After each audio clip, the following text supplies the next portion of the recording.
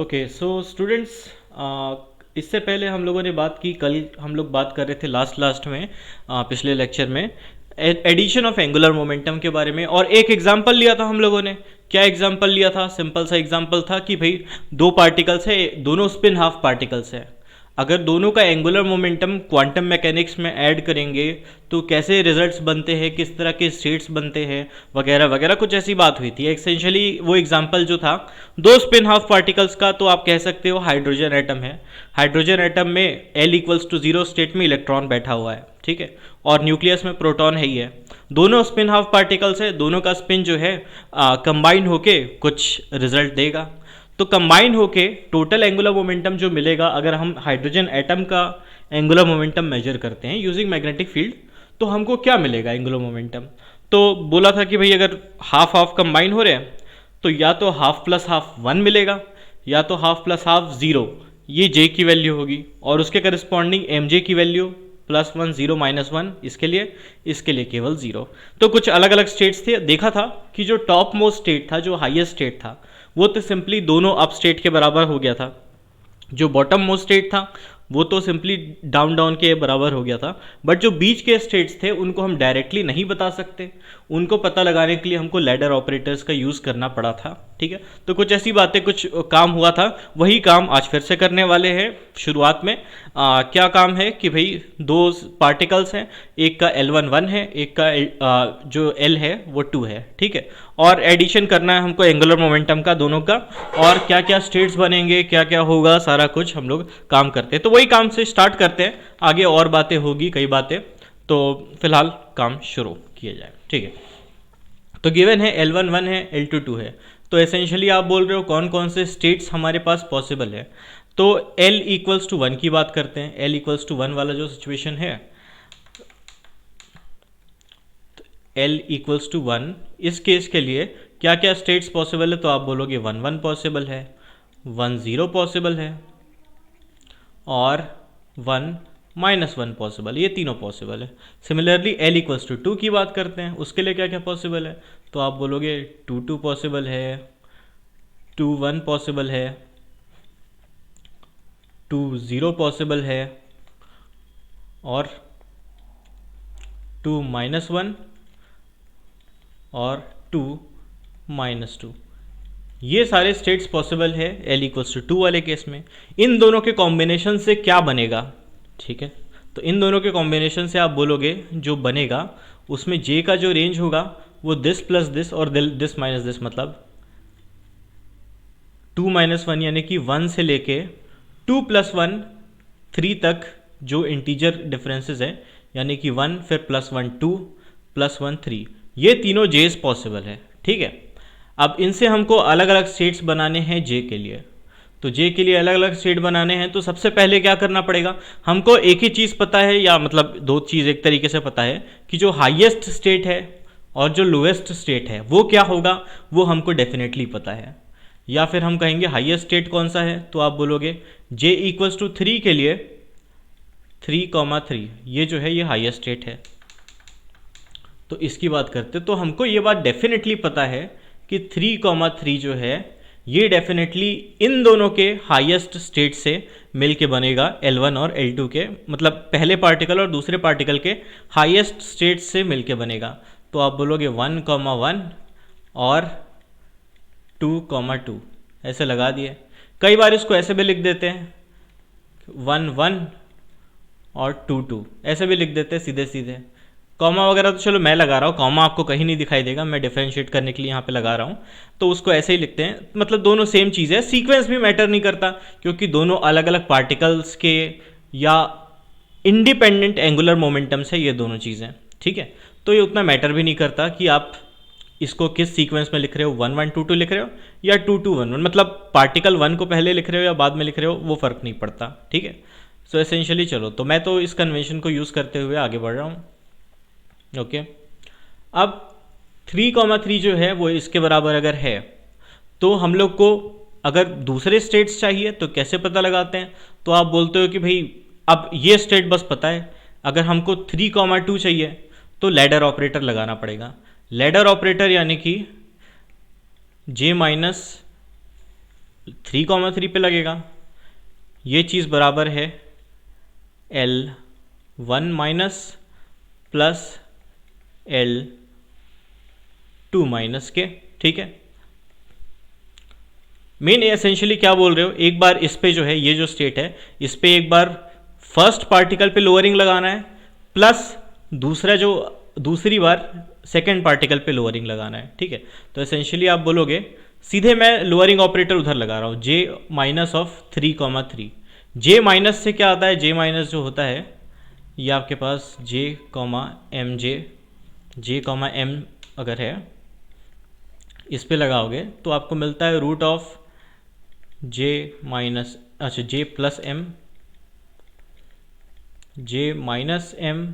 Plus 1, ठीक है। Root में एच कट और लोअर स्टेट J M माइनस 1, ठीक है। तो वही चीज़ हम लोग यहाँ पे करते हैं। फाइनल जो स्टेट मिलेगा वो तो 3,2 मिलेगा।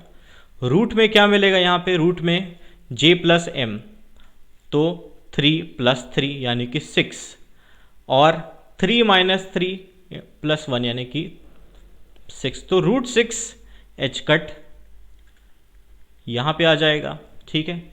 अब क्या करो, अब कहो भाई पहला पार्टिकल पे लगाते हैं, 1 1 पे लगाया L माइनस, सेम फॉर्मूला लगेगा, ठीक है। 1 1 पे लगाओगे तो पहला ब्रैकेट हो जाएगा 2, सेकेंड ब्रैकेट हो जाएगा 1, तो ये हो जाएगा रूट 2 एच कट, और 1,1 जो है वो रिड्यूस हो जाएगा, रिड्यूस होके 1,0 बन जाएगा, और दूसरा स्टेट एज सच, ठीक है। प्लस अब यही ऑपरेटर हम दूसरे स्टेट पे लगाएंगे, 2,2 पे लगाएंगे, 2,2 पे लगाएंगे तो रूट 4 एच कट आ जाएगा, और तो वो लिख देते हैं रूट 4 एच कट, 1,1 ऐसे ही रह जाएगा, और 2,2 जो है वो रिड्यूस होके बन जाएगा 2,1, ठीक है। इससे आपको क्या पता लगा, इससे पता लगा कि 3,2 जो है वो किसके बराबर है, वो है एच कट कट गया, यहाँ पे आया 1/√3 टाइम्स 10 2,2 प्लस यहाँ पे क्या आ जाएगा √2/√3 √2/√3 1 1 2 1 इसके बराबर होगा, ठीक है। तो एंगुलर मोमेंटम का एडिशन कुछ इस तरीके से होता है। सबसे पहले क्या करना होता है कि भाई J के जो भी पॉसिबल वैल्यूज़ हैं उसमें जो हाईएस्ट पॉसिबल स्टेट है, उस हाईएस्ट पॉसिबल स्टेट के लिए जो बाय डिफ़ॉल्ट हमको समझ में आता है कि सिंपल स्टेट इस तरीके से होगा, दोनों के जो हाईएस्ट स्टेट है दोनों को मिला देंगे तो जो फाइनल सिस्टम का हाईएस्ट स्टेट मिल जाएगा, और उस पे लोअरिंग ऑपरेटर्स लगा के हम बाकी स्टेट्स फाइंड आउट कर सकते हैं। हालांकि इससे हमको सिर्फ इस सीरीज़ का 3 वाले सीरीज़ का जो है लोअरिंग करते जाएंगे, 3,2 3,1 एंड सो ऑन सारा कुछ मिल जाएगा, ठीक है। बट इससे हमको, क्योंकि J जो है J की वैल्यू 2 भी हो सकती है, तो एक स्टेट 2,2 भी बनेगा। इसके बारे में क्या करना पड़ेगा, इसको कैसे फाइंड करेंगे, लोअरिंग ऑपरेटर से ये तो आएगा नहीं, ठीक है। तो इसको फाइंड करने के लिए क्या करते हैं, इसको फाइंड करने के लिए पहले तो नेक्स्ट पेज में जाते हैं, ठीक है। नेक्स्ट पेज में जाते हैं और कहते हैं कि जो 2,2 है J का वो किन चीज़ों से बन सकता है, ठीक है। तो यहाँ पे M हमको चाहिए 2 टोटल, ठीक है। तो वो किन चीज़ों से, M टोटल 2 चाहिए, तो ऐसा हो सकता है कि ये जो 1,0 और 2,2 यहाँ पे 2 और 0 मिलके 2 बना रहे हैं। L का फर्क नहीं पड़ता, M को देखो तो 2 + 0 2 है, ठीक है। तो इससे बन सकता है, और किससे बन सकता है, और बन सकता है ये 1,1 और 2,1 से बन जाएगा, ठीक है। और किस चीज़ से बन सकता है, हाँ अच्छा यहाँ पे एक और टर्म आ जाएगा 1, -1 और 2, अच्छा 1, अच्छा 2 बनाना है ना, हाँ तो 2 बनाने के लिए 2,3 तो होता नहीं है, तो ऐसा कोई स्टेट नहीं आएगा, ये दो ही चीज़ों से बन जाएगा, ठीक है। तो इसको मिटा देते हैं फिलहाल, बाकी चीज़ों को, ये दो ही टर्म्स आएंगे। और फिर हमको पता नहीं इनके सामने क्या लगा रहेगा, तो हमने कह दिया ये हो गया अल्फ़ा, ये हो गया बीटा, और नॉर्मलाइज कंडीशन में alpha square plus beta square equals to 1, ठीक है। और फिर क्योंकि ये इस सिचुएशन का हाईएस्ट स्टेट है, अगर इसकी इंफॉर्मेशन मिल गई तो 2 की पूरी सीरीज हमको मिल जाएगी j इक्वल्स टू 2 वाली, ठीक है। तो ये चीज़ जो है ये तो j है और ये उसके करस्पॉन्डिंग m है, ठीक है। अब कैसे पता लगाएंगे कि अल्फ़ा बीटा क्या चीज़ है, तो हमको पता है कि 2,2 और 3,2 जो है इसका इनर प्रोडक्ट होगा 0, और ये किसके बराबर है, तो आप देखो जो कि यहाँ पे 1022 1/√3, यहाँ पे वही स्टेट है कि यहाँ पे वही स्टेट रखा हुआ है, ये अच्छी बात है, ठीक है। और यहाँ पे √2/√3 1,1 2,1 वही चीज़ हमने यहाँ लिख रखी है, ठीक है। तो आप एसेंशियली बोलोगे दोनों का जब हम इनर प्रोडक्ट 0 करेंगे तो यहाँ पे आ जाएगा आपके पास α/√3 प्लस बीटा √2/√3, ये इक्वल्स टू 0 है। तो अल्फ़ा और बीटा के बीच में क्या रिलेशन आया, तो अल्फ़ा बीटा के बीच में क्या रिलेशन आया, अल्फ़ा बीटा के बीच में रिलेशन आया कि अल्फ़ा इक्वल्स टू, यहाँ से लिख देते हैं, alpha equals to beta √2 minus में, ठीक है। Alpha equals to beta √2 minus में, और इसमें प्लग करेंगे उस चीज़ को तो 2 + 3 यानी कि बीटा जो आ जाएगा वो आ जाएगा 1/√3, ठीक है। तो अल्फ़ा क्या आ जाएगा, अल्फ़ा आ जाएगा माइनस बीटा √2 यानी कि √2/√3, ठीक है। अब बीटा को माइनस ले लो तो अच्छा रहता है, सेकंड टर्म है उसको माइनस चला के चलो, या अल्फ़ा को माइनस ले लो, फ़र्क नहीं पड़ता, एक ही बात है, कोई दिक्कत नहीं, ठीक है। दोनों को माइनस कर दिया या दोनों को प्लस कर दिया उससे फ़र्क पड़ता है, दोनों में से एक माइनस है एक प्लस है उससे फ़र्क नहीं पड़ता, ठीक है। ओके, सो इससे क्या हमको समझ में आया, इससे समझ में आया कि 2,2 जो है असल में किसके बराबर है, ये है √2/√3 1022 प्लस माइनस 1/√3 1121, ठीक है। सो ये हमारे पास 2 स्टेट इस तरीके से आ जाएगा। तो कल भी यही काम कर चुके हैं हम लोग, आज भी उसी काम को दूसरे प्रॉब्लम में हम लोगों ने एक तरीके से अटेम्प्ट किया है, और इस प्रोसेस में देख रहे हो तरीका क्या यूज़ करना है हमको, तरीका ये यूज़ करना है कि भाई जे की पॉसिबल वैल्यूज़ हैं वो तो हमको समझ में आती है कि 1 2 3 होगा, इसको ऐड और सब्सट्रैक्ट करके देखोगे ये रेंज आ जाएगा, कोई बड़ी बात नहीं है, ईजी बात है। टॉप मोस्ट स्टेट जो होगा वो इजीली आप गैस कर सकते हैं, वो बड़ी बात नहीं है। उसके बाद अगर एक बार टॉप मोस्ट स्टेट मिल गया तो लोअरिंग ऑपरेटर से सारे स्टेट मिल जाएंगे, लोअरिंग ऑपरेटर लगाते जाओ स्टेट मिलते जाएंगे, ठीक है। बट इससे एक ही सीरीज़ मिलेगी, 3 वाली सीरीज़ ही मिलेगी। हमको 2 की भी सीरीज़ चाहिए, 2 के लिए भी 5 आएंगे, 1 के लिए 3 आएंगे, तो उनको कैसे पता लगाया जाएगा, उनको पता लगाने के लिए आप बोलोगे कि इसके स्टेट से एक बार फाइंड कर लिए, एटलीस्ट 3,2 हमको मिल गया तो 2,2 हम फाइंड कर सकते हैं। और 2,2 कैसा होगा, तो हमने देखा यहाँ पे 2 ऐसे स्टेट यूज़ किए जिनका m का समेशन 2 के बराबर आता हो, तो यहाँ पे 0 + 2 जो है ये 2 के बराबर है, वैसे ही 1 + 1 जो है ये भी 2 के बराबर है। बाकी टर्म्स और कोई भी टर्म होता जिसमें ये कॉम्बिनेशन बन रहा होता उन सबको लिखना पड़ता, ये नेगेटिव भी हो सकता था, ऐसा कोई कॉम्बिनेशन अगर पॉसिबल होता तो, ठीक है। और हाईएस्ट स्टेट में ऐसा होता है कि ज़्यादा कॉम्बिनेशन बनते नहीं हैं तो उसकी टेंशन अपने को ज़्यादा नहीं होती, ठीक है। सो ये हमारे पास एक रिलेशन आ गया, something this plus something this, हमको पता है उसका इनर प्रोडक्ट 0 होता है और ये नॉर्मलाइजेशन कंडीशन दोनों को यूज़ किया तो हमारे पास ये फाइनली कुछ ऐसा स्टेट आ गया, ठीक है। ओके, सो इसी से रिलेटेड यही जो ऑर्बिट स्पिन ऑर्बिट कपलिंग हो गया या एंगुलर मोमेंटम एडिशन हो गया, तो इससे एसोसिएटेड जो कोफिशिएंट्स आ रहे, जैसे हमने क्या कहा, हमने कहा कोई भी स्टेट जो बनाना है वो पुराने स्टेट्स के टर्म्स में आने वाला है, पुराना स्टेट इनटू समथिंग प्लस कोई और दूसरा पुराना स्टेट इनटू समथिंग एल्स। जैसे देखोगे कि 3,2 कैसा आया था, 3,2 या 2,3 आया था। 2,2 जो है ये कुछ ऐसा आया था। ये दोनों पुराने स्टेट्स हैं, वही चीज़ लिखा हुआ है, साथ में कुछ अटैच्ड है।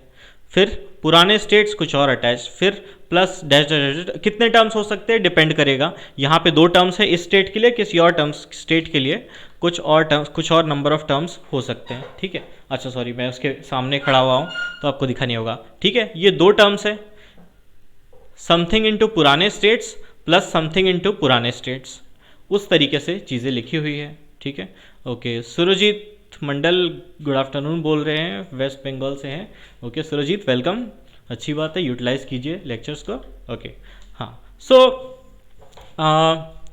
सो ये बात समझ में आ गई हमको कि भाई जो भी स्टेट्स आएंगे नए स्टेट्स, वो पुराने स्टेट के टर्म्स में आने वाले हैं, और पुराने स्टेट के टर्म्स में आने वाले हैं तो फिर उनके साथ जो कोफिशिएंट्स एसोसिएटेड है, ठीक है, ये जो अल्फ़ा मैंने लिख रखा है अल्फ़ा, तो उस कोफिशिएंट को कुछ इस फॉर्म में लिख दिया गया है कि भाई सो एंड सो टर्म है, J1 M1 J2 M2 कुछ ऐसा लिखा हुआ है। तो इसके लिए जो C कोफिशिएंट होगा उसको सबस्क्रिप्ट सुपरस्क्रिप्ट लगा के कुछ ऐसा लिख दिया था। एसेंशियली काम हम लोगों ने कर रखा है, काम हमने कर लिया है। उसका जो लेबलिंग है, जो सामने कांस्टेंट लगा रहता है, वो कुछ इस तरीके से लेबल्ड होता है। ठीक है, सो एसेंशियली अगर मैं आपसे कहूँगा कि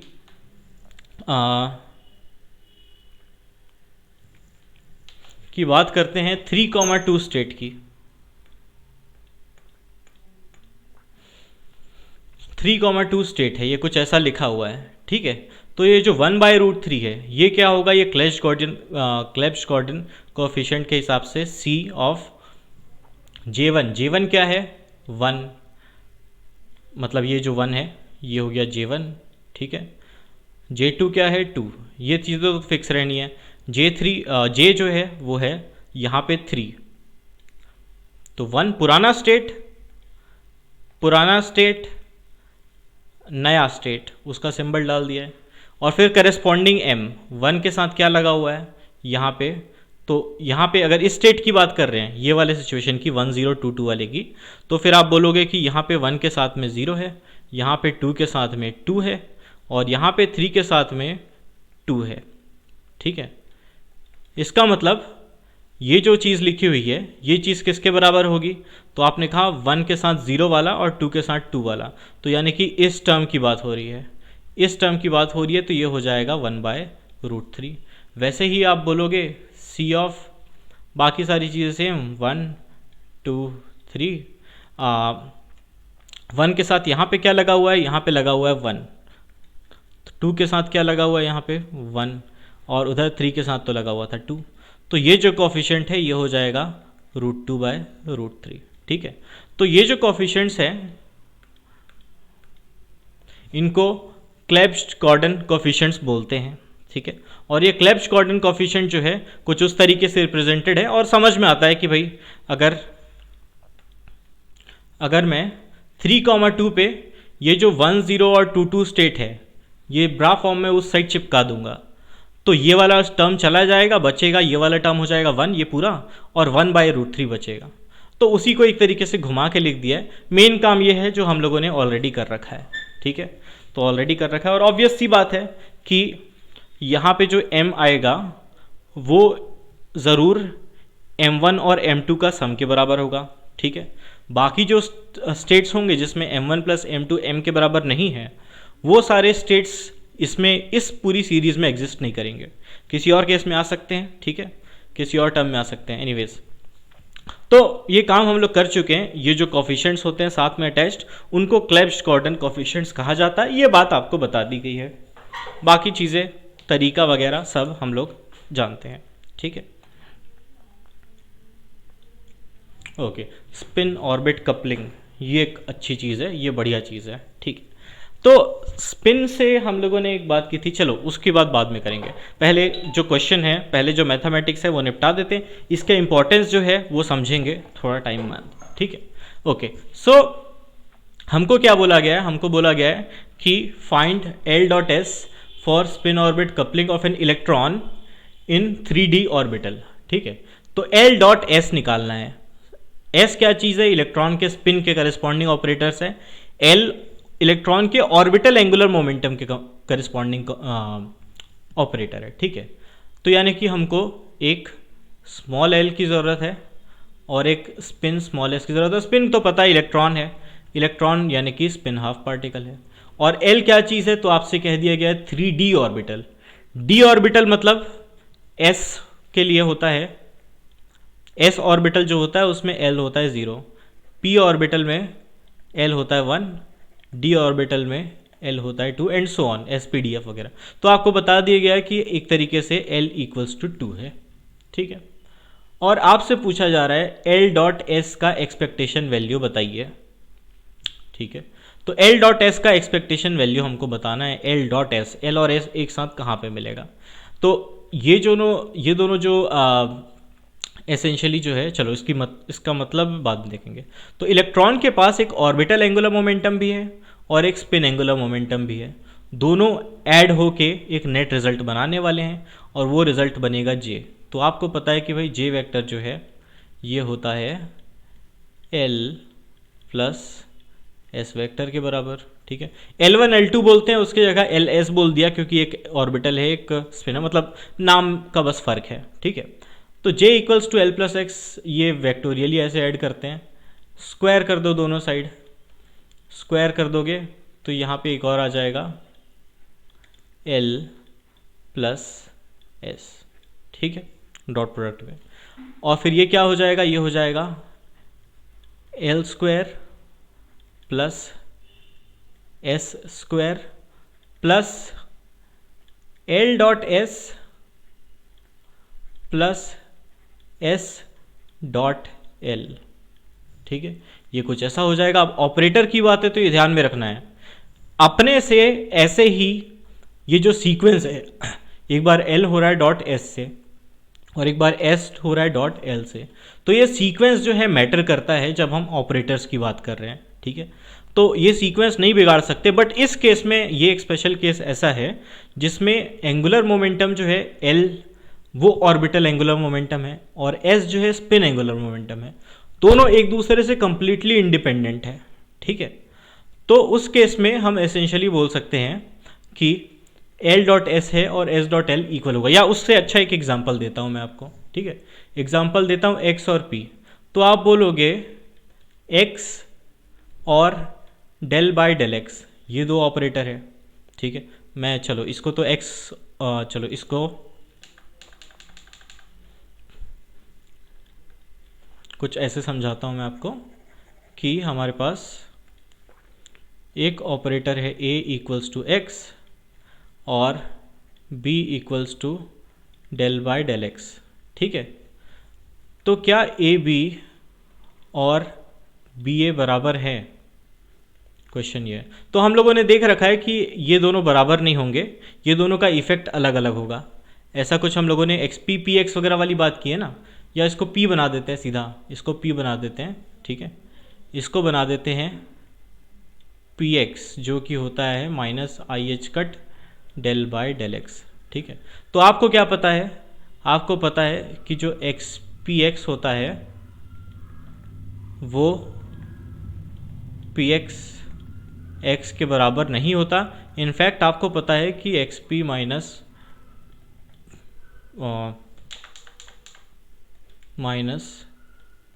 पी एक्स जो है ये होता है I H cut, commutator bracket x और पी का, ये चीज़ें हमको पता है। बट अगर मैं बात करूँ पी एक्स नहीं, अगर मैं बात करूँ पी वाई की, ठीक है, तो ये हो गया एक्स और पी वाई। तो क्या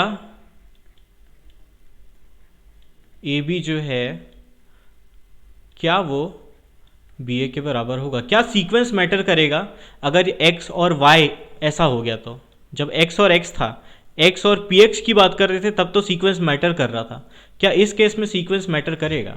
तो मैटर नहीं करेगा। क्यों मैटर नहीं करेगा? अगर मान लो आप कहते हो कि भाई पहले बी लगा देता हूँ फिर ए लगा देता हूँ, उसका मतलब क्या है? उसका मतलब है कि पहले सॉरी, अच्छा यहाँ पहले ए लग गया फिर, हाँ, इसका मतलब क्या है? Del by del y of x into psi, अगर साई पे लगा रहे हो ये चीज़ तो, ठीक है। और यहाँ पे क्या होगा, यहाँ पे क्योंकि डेल बाय डेल वाई कर रहे हो तो x as a constant treat होगा और ये बाहर आ जाएगा, ये इसके इक्वल हो जाएगा x into minus i H cut del by del y of psi, ये ऐसा हो जाएगा, ठीक है। दिखाई दे रहा है कि मैं बीच में आ रहा हूँ, ठीक है। इसको थोड़ा साइड में अच्छे से लिख देता हूँ।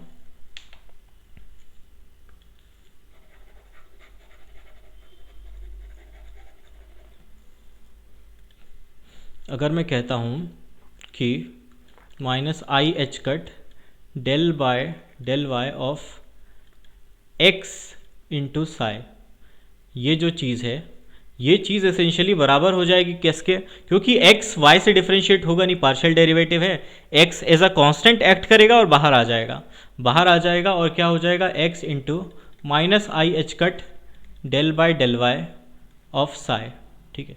और ये क्या चीज़ है, ये तो अपने आप में p है, यानी कि आप कह रहे हो x पहले आप p ऑपरेटर लगा रहे हो साई पे, फिर x लगा रहे हो, वो चीज़ इक्वल है किस चीज़ के, कि आप पहले x लगा रहे हो साई पे और फिर पी वाई लगा रहे हो, ठीक है। तो यहाँ पे वैसा ही कुछ सिनेरियो है, यहाँ पे एल और एस जो है थोड़े इंडिपेंडेंट है, तो ये जो एल डॉट एस है और एस डॉट एल है, ये सीक्वेंस यहाँ पे मैटर नहीं करता, ये दोनों चीज़ें इक्वल हो जाएंगी, और ये दोनों चीज़ें इक्वल हो जाएंगी तो आप कहोगे ये सिंपली हो गया।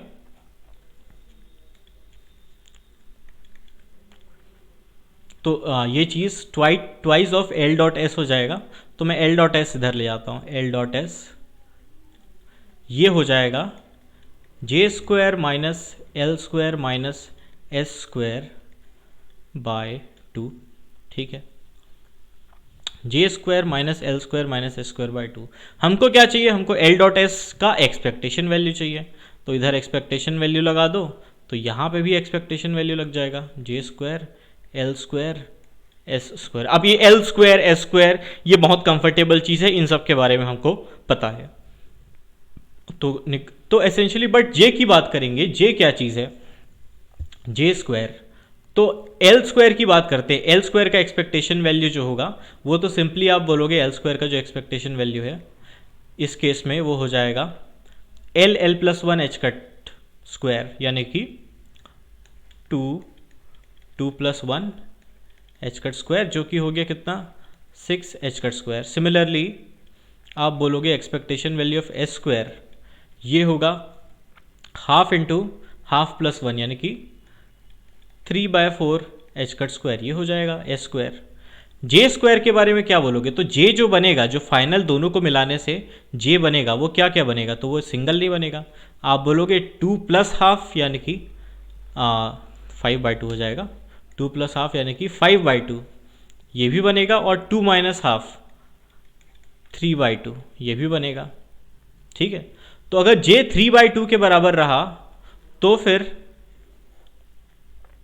j 3/2 के बराबर रहा तो j स्क्वायर हो जाएगा कितना 3/2 इंटू 3/2 प्लस 1 कितना होता है 5/2, 15/4 15/4 एच कट स्क्वायर होगा व्हेन j इक्वल्स टू 3/2, और जब j इक्वल्स टू 5/2 होगा तो फिर ये क्या हो जाएगा,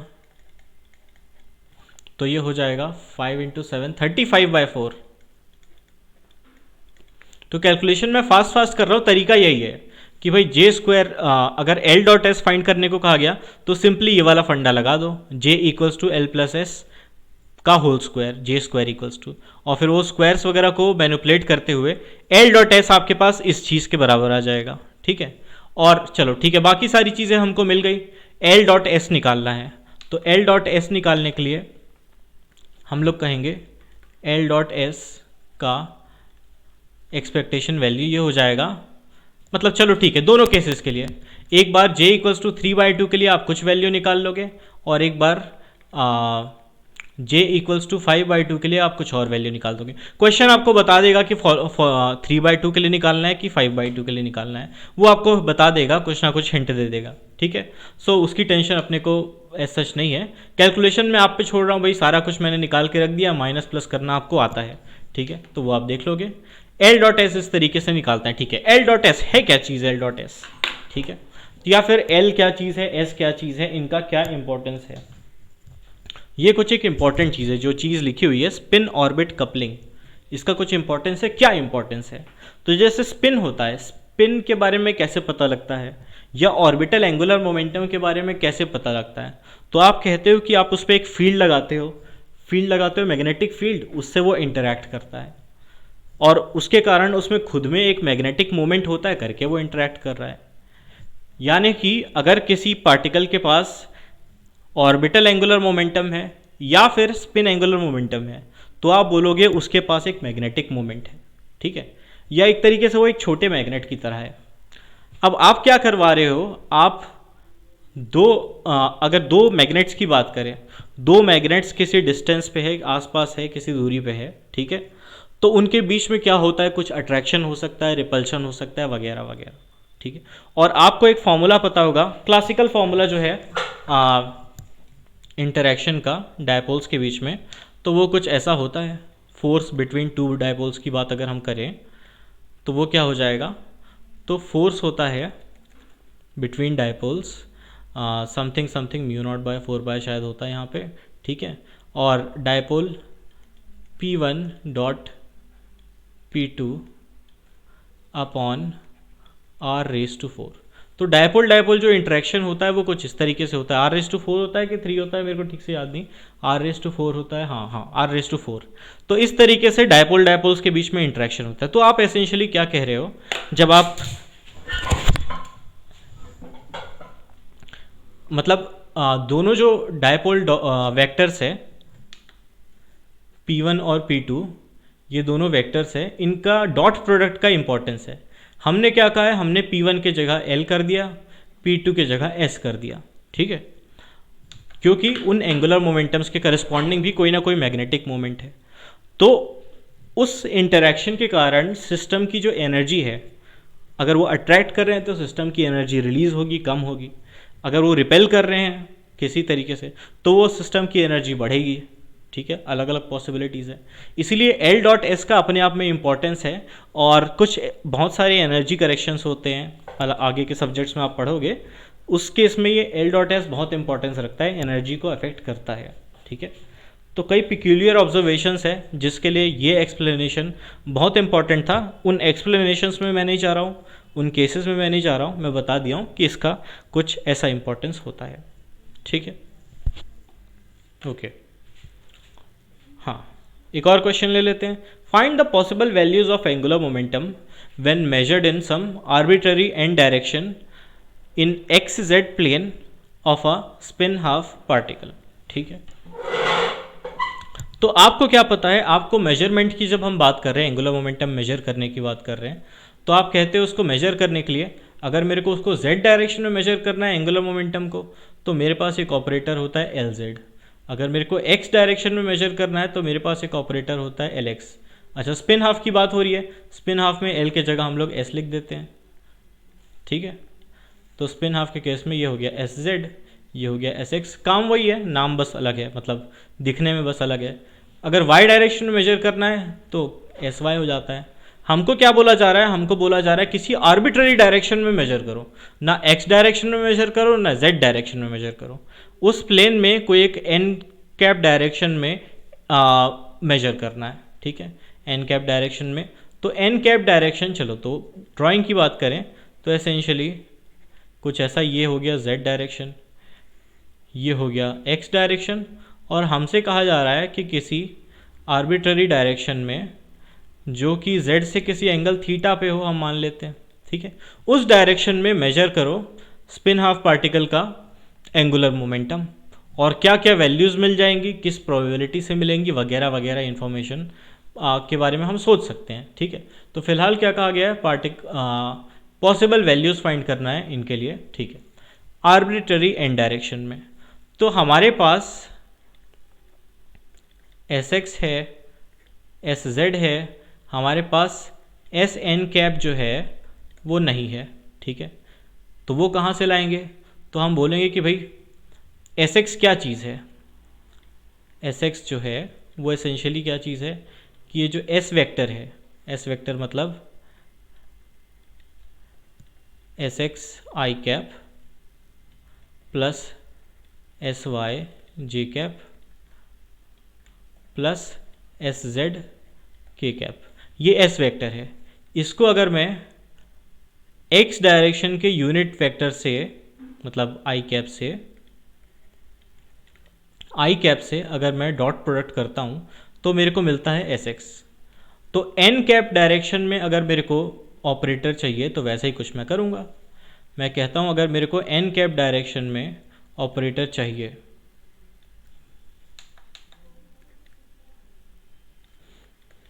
तो मैं कहता हूँ कि भाई ये जो एस वेक्टर है इसको मैं डॉट प्रोडक्ट कर देता हूँ उस डायरेक्शन से।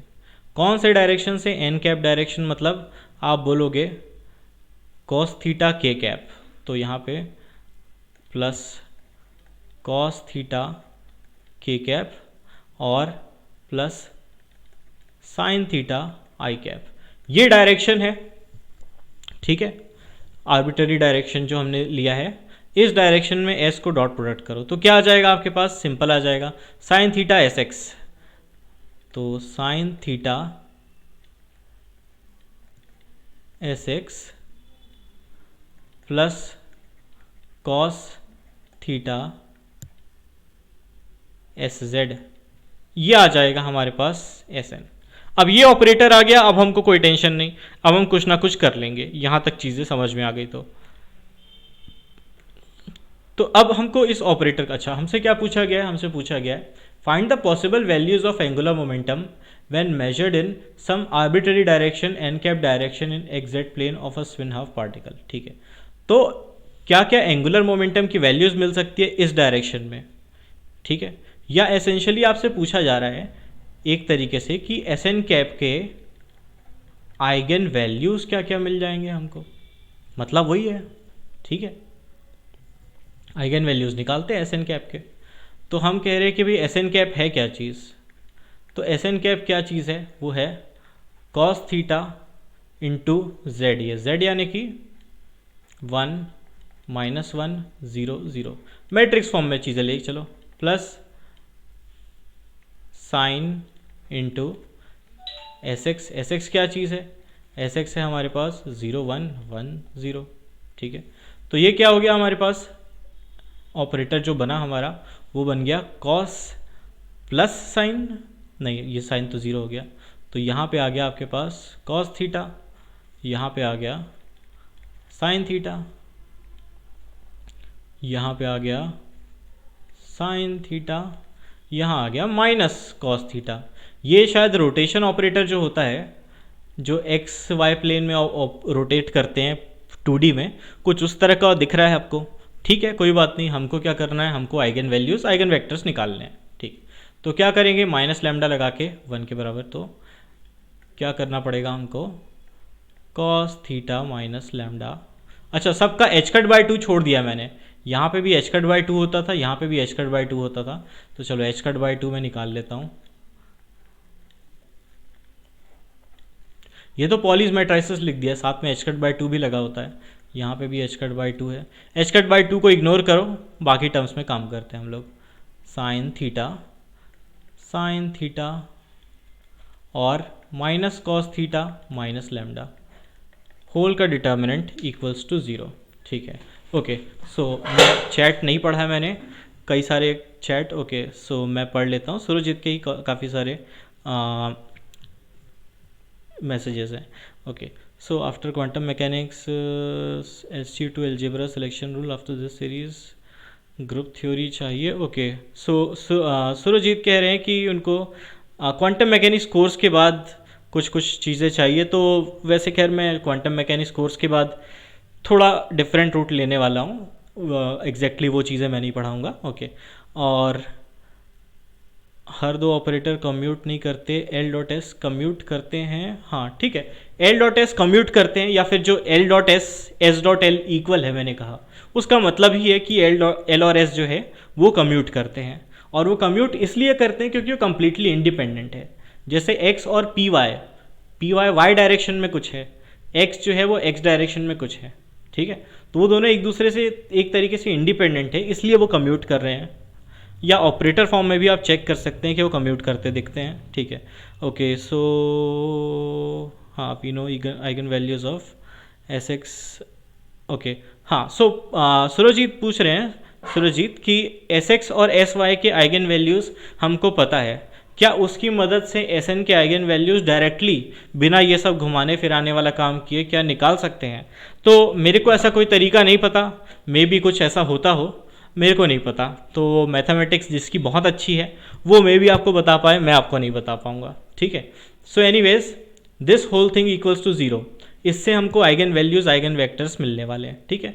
तो this whole thing equals to zero करेंगे तो हमारे पास क्या आ जाएगा, कॉस थीटा माइनस लैम्डा, और ये है एक तरीके से minus of cos theta plus lambda, ठीक है। तो a minus B A plus B, ये क्या हो जाएगा, A square minus B square, तो एसेंशियली ये हो गया lambda square minus cos square theta, ये वाला ब्रैकेट हो गया, minus sine square theta equals to zero. Cos square minus sine square, ये वन हो जाएगा, यानी कि essentially lambda square equals to हो गया आपका वन, और लैम्डा हो गया आपका plus minus one. Plus minus one मैं कह रहा हूँ, आप क्या कह रहे हो, एच कट बाई टू को हम लोग छोड़ के आए हैं, तो इसका मतलब लैम्डा की जो असल वैल्यू है वो plus minus H cut by two है, ठीक है। हालांकि अभी उसको इग्नोर करेंगे, वो बात की बात। अच्छा, क्वेश्चन में यही पूछा था ना, क्वेश्चन में तो यही पूछा था, क्वेश्चन में बोला था कि possible values of angular momentum बताओ।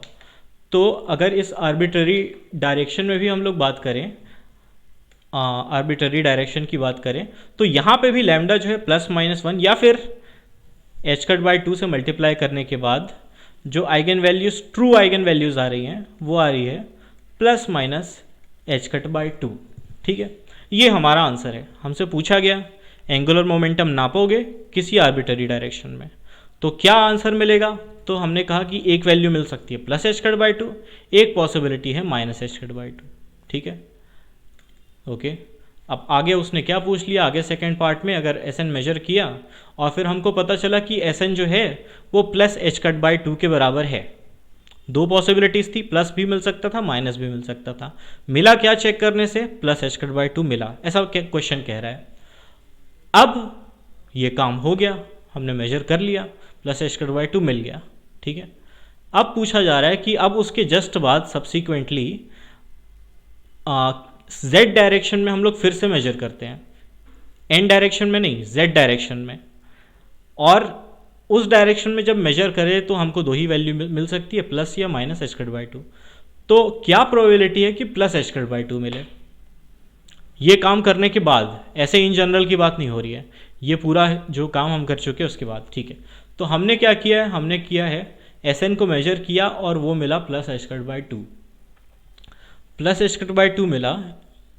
अच्छा चलो, उससे पहले हम लोग क्या करते हैं, उससे पहले हम लोग इसके आइगन स्टेट भी फाइंड कर लेते हैं।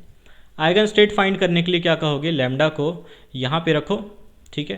तो ये हो जाएगा, लैम्डा को रखा प्लस वन, तो हमारे पास क्या इक्वेशन बनेगा, क्या ब्रैकेट बनेगा, ये बनेगा cos theta minus one sine theta minus of cos theta plus one, ठीक है, A B equals to zero zero. इससे ए और बी के बीच में रिलेशन हमको लेकर आना था, ठीक है। तो वो लेकर आते हैं, तो इसको चलो, इसको पकड़ के ले जाते हैं उधर।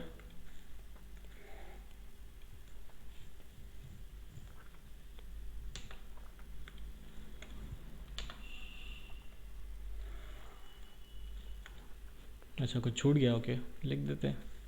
तो ये है हमारे पास साइन थीटा, और यहाँ पे है minus of cos theta plus one, ठीक है। अब cos theta minus one into A equals to minus B into sine theta, ठीक है। ऐसे ही चलाते हैं जैसा दिख रहा है, उसके हिसाब से क्या हमको समझ में आएगा कि अगर मैं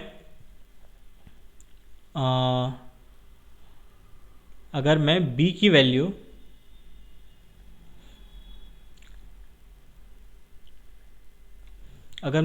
value one by sine theta ले लूँ, तो a की वैल्यू जो है ये हो जाएगी 1/this थिंग। ओके, नहीं खैर वो नहीं लेते। b की वैल्यू चलो 1 ले लेते हैं, तो a की वैल्यू जो हो जाएगी वो हो जाएगी, मैं इसको थोड़ा अच्छे से लिखना पड़ेगा फिर, क्योंकि नॉर्मलाइज करते समय हम लोग को थोड़ा देखना पड़ेगा। b की वैल्यू हम ले लेते हैं 1, तो a की वैल्यू क्या आ जाएगी? a की वैल्यू आ जाएगी a की वैल्यू आ जाएगी -sin/cos θ-1, ठीक है, ऐसा आ जाएगा। अब इसको नॉर्मलाइज करना है, तो this square plus this square equals to this square plus this square निकालना पड़ेगा, तो हम कहेंगे sin/cos θ-1 का होल स्क्वायर, इसका स्क्वायर प्लस 1 का रूट। ये जो चीज़ है इसको यहाँ पे 1/, में लगाना है हमको। थोड़ा सिंप्लीफाई करते हैं, देखते क्या आता है, ठीक है। तो cos θ-1 का स्क्वायर, ये क्या हो जाएगा? ये हो जाएगा साइन स्क्वायर, यहाँ पे है ऊपर साइन स्क्वायर थीटा, और प्लस कॉस स्क्वायर cos θ-1, तो ये हो गया cos square plus 1 minus 2 cos θ upon ये पूरे का स्क्वायर, ठीक। और sine square plus cos square हो गया 1, तो ये एसेंशियली हो गया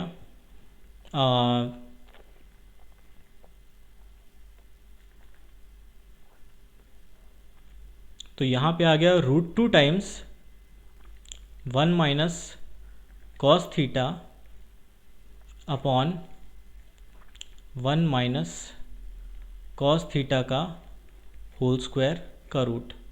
ये ऊपर का रूट और ये कैंसिल हो गया, तो आपके पास ये जो नॉर्मलाइज चीज़ आ गई, नॉर्मलाइजेशन कांस्टेंट, वो आ गया √2/√1 माइनस कॉस थीटा, ठीक है।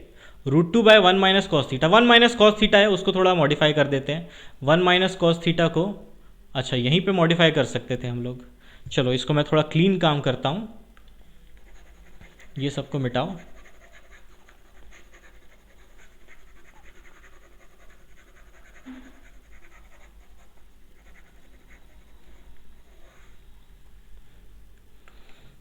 जो 1 माइनस कॉस थीटा है, माइनस को नीचे ले आते हैं, ये चीज़ हो जाएगी आपके पास साइन θ/1 माइनस कॉस थीटा, 1, ठीक है। तो 1 माइनस कॉस थीटा जो है वो क्या होता है? वो होता है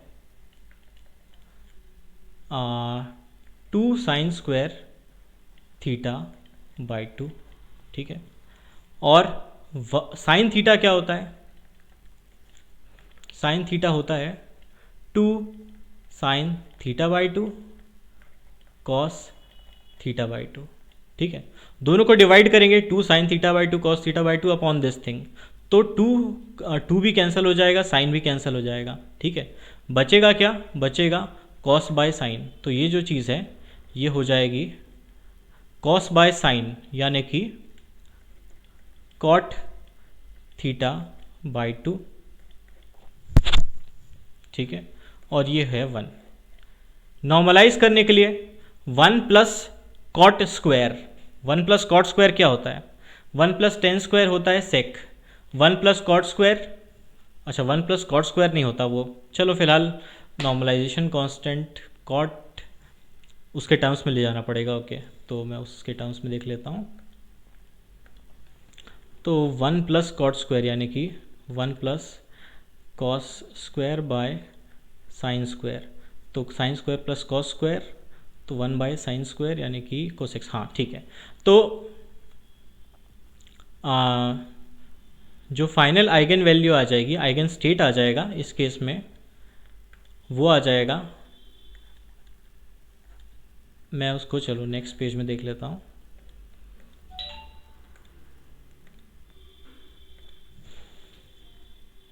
तो जो लैम्डा इक्वल्स टू +1 या फिर प्लस h/2 के लिए आइगन स्टेट आ रहा है, वो क्या आ रहा है? वो आ रहा है आपके पास कॉट θ/2 और 1 by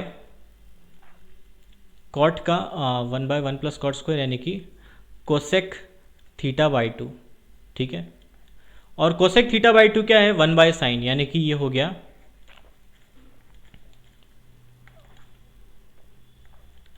sine theta by two, और इधर आ गया कॉस थीटा बाई टू, और साइन थीटा बाई टू ये डिवीजन में है और यहाँ पे 1 है। उसको अंदर मल्टीप्लाई कर दोगे तो बहुत सिंपल हो जाएगा, ठीक है। तो मैंने बहुत कॉम्प्लिकेटेड तरीके से इसका आंसर निकाला है। ये आंसर सिंपली हो जाएगा कॉस थीटा बाई टू और साइन थीटा बाई टू। इस तरीके से आपके पास आ जाएगा lambda equals to plus H cut by two. तो मैं इस चीज़ को लिख देता हूँ फिलहाल, आइगन वैल्यू जो आइगन स्टेट उसके लिए जिसमें +1 या फिर plus H cut by two मिल रहा है। तो मैं कहता हूँ कि भाई ये जो एन डायरेक्शन था उसका आइगन स्टेट प्लस वाला ये है, ठीक है। वैसे ही मैं माइनस वाले के लिए निकालता हूँ, माइनस वाले के लिए निकालूंगा तो उसके लिए जो था सिचुएशन क्या थी, -1 के लिए या फिर minus H cut by to के लिए जो मैट्रिक्स बना था वो कैसा बना था, मैट्रिक्स बना था वो बना था कॉस थीटा माइनस लैम्डा, तो -1 तो ये हो गया +1, ठीक है। और यहाँ था साइन, यहाँ था साइन, और यहाँ पे माइनस कॉस माइनस लैम्डा, तो ये हो जाएगा 1 माइनस कॉस थीटा, ठीक है। A B equals to 0। वही काम हम लोग करते हैं, वही काम करके फिर एक्स्ट्रा चीज़ें जो निकाल लेंगे। कॉस थीटा +1 ए, यानी कि कॉस थीटा +1 को सीधे पुट कर देते हैं। कॉस थीटा +1 क्या होता है, कॉस थीटा +1 होता है, ये होता है sine 2 cos square theta by 2, ठीक है। और साइन थीटा होता है 2 sine theta by 2 cos theta by 2, ठीक है। और इनको रखेंगे cos theta +1 A plus sine theta B, तो यानी कि एसेंशियली हो जाएगा बाकी चीज़ें मैं काट दे रहा हूँ, तो ये हो जाएगा cos theta by 2 A plus sine theta by 2 B equals to 0। तो उससे क्या आ जाएगा, उससे आ जाएगा A equals to cos theta by 2 A equals to sine theta by 2 B, ठीक है। बी को मैं रख देता हूँ 1 बाय नहीं, बी को चलो बी को रखते हैं कुछ, बी को रख दूँ मैं अगर कॉस थीटा, तो ए आ जाएगा साइन कॉस बाय कॉस, हाँ ठीक है, तो ए आ जाएगा साइन। तो अगर बी को मैं रख देता हूँ कॉस थीटा बाई 2, तो ए आ जाएगा cos into sine upon cos, यानी कि सिर्फ साइन, साइन थीटा बाई 2 ये ए आ जाएगा। तो यही काम मेरे को पिछले बार भी कर लेना था, बहुत आसानी से हो जाता, ये सब कचरा करने की ज़रूरत नहीं पड़ती। तो ये मेरा आ गया आइगन स्टेट, किस केस में, ये आ गया मेरा लैम्डा माइनस आइगन स्टेट में। नॉर्मलाइज करने की ज़रूरत है क्या, 1 by sine square plus cos square वो 1 ही होगा नॉर्मलाइजेशन कांस्टेंट। तो मेरे पास दोनों आइगन स्टेट भी आ गए, दोनों आइगन वैल्यूज़ भी आ गए। किस डायरेक्शन में, किसी आर्बिट्ररी एन डायरेक्शन में जो कि थीटा पे था जेड एक्सिस से, और उसमें अगर मैं नापूंगा एंगुलर मोमेंटम तो मेरे को प्लस एच कट बाई 2 या माइनस एच कट बाई 2 मिलेगा, और उसके करस्पॉन्डिंग स्टेट्स जो होंगे वो कुछ ही ऐसे होंगे, ठीक है। अब आगे हमसे क्या पूछा गया है, आगे हमसे पूछा गया है कि भाई तुम बोल रहे हो कि अगर हम एन डायरेक्शन में मेजर करते हैं एंगुलर मोमेंटम तो मेरे को 2 रिजल्ट्स मिल सकते हैं, और या फिर उसके करस्पॉन्डिंग ये 2 स्टेट्स मिल सकते हैं। वही काम किया हमने मेजर किया तो क्या पता चला कि स्टेट जो था plus H cut by 2 state में सिस्टम था, plus H cut by 2 state में सिस्टम था। इसका मतलब सिस्टम असल में किस स्टेट में था, तो वो चीज़ था लैम्डा प्लस स्टेट में, एन डायरेक्शन का जो प्लस वाला आइगन स्टेट है उस स्टेट में था। या फिर उसको कैसे लिखा गया है हम लोगों ने, तो ये था साइन कॉस, तो ये सॉरी कॉस साइन, तो कॉस थीटा बाई 2 और साइन थीटा बाई 2, कुछ इस तरीके से हमारा सिस्टम इस स्टेट में है, ठीक है। अब क्या किया जाता है, अब बोला जाता है कि भाई अब फिर से हम मेजर कर रहे हैं बट z डायरेक्शन में मेजर कर रहे हैं, और z डायरेक्शन में मेजर करें तो प्लस एच कट बाई 2 मिले, इसका क्या चांस है। ऐसा पूछा जा रहा है। यानी कि आपसे पूछा जा रहा है कि सिस्टम जो है जब हम उसको मेजर करेंगे तो सिस्टम 1-0 स्टेट में हो, इसकी प्रोबेबिलिटी क्या है।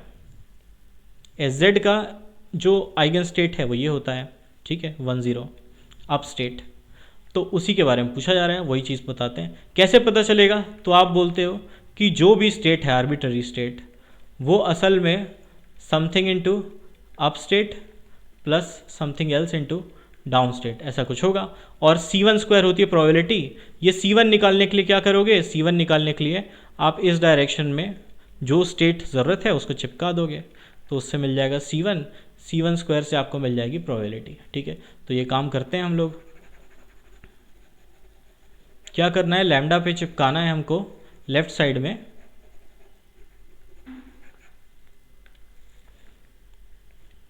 जो लैम्डा प्लस है मेजर करके जो हमको पता चला कि सिस्टम स्टेट में, इसमें हमको चिपकाना होगा वो स्टेट जो हम मेजर करके प्राप्त करना चाहते हैं, ठीक है। और ये चीज़ किसके बराबर होगी, तो आप बोलोगे अप स्टेट का ब्रा, तो वो ट्रांसपोज हो जाएगा 1-0 कुछ ऐसे बन जाएगा। और ये पहले से था कॉस और साइन, ठीक है। और फिर दोनों को डॉट प्रोडक्ट करेंगे तो ये जो चीज़ मिली, ये क्या मिली, सिर्फ cos θ/2 मिला। तो cos θ/2 ये चीज़ मिला हमको C1। C1² कर देंगे तो जो प्रोबेबिलिटी मिलेगी वो मिल जाएगी सिंपली cos² θ/2, ठीक है। ये मिल गई प्रोबेबिलिटी। अगर हम पहले सिस्टम को मेजर करते हैं एन डायरेक्शन में, हमको पता चलता है सिस्टम किस स्टेट में है, सिस्टम अप स्टेट में है एन डायरेक्शन में, यानी कि सिस्टम इस स्टेट में है, ठीक है। तो सिस्टम जो है सिस्टम इस स्टेट में है। अब इस स्टेट में अगर सिस्टम अभी है और तुरंत हम मेजर करेंगे जेड डायरेक्शन में एंगुलर मोमेंटम, तो फिर हमको क्या रिजल्ट मिलेगा, तो वो कुछ इस तरीके से चांस हमारे पास है कि C1² की प्रोबेबिलिटी से हमको अप स्टेट मिलेगा और डाउन स्टेट मिलने की probability of course 1 minus this यानी कि sin² हो जाएगा, ठीक है।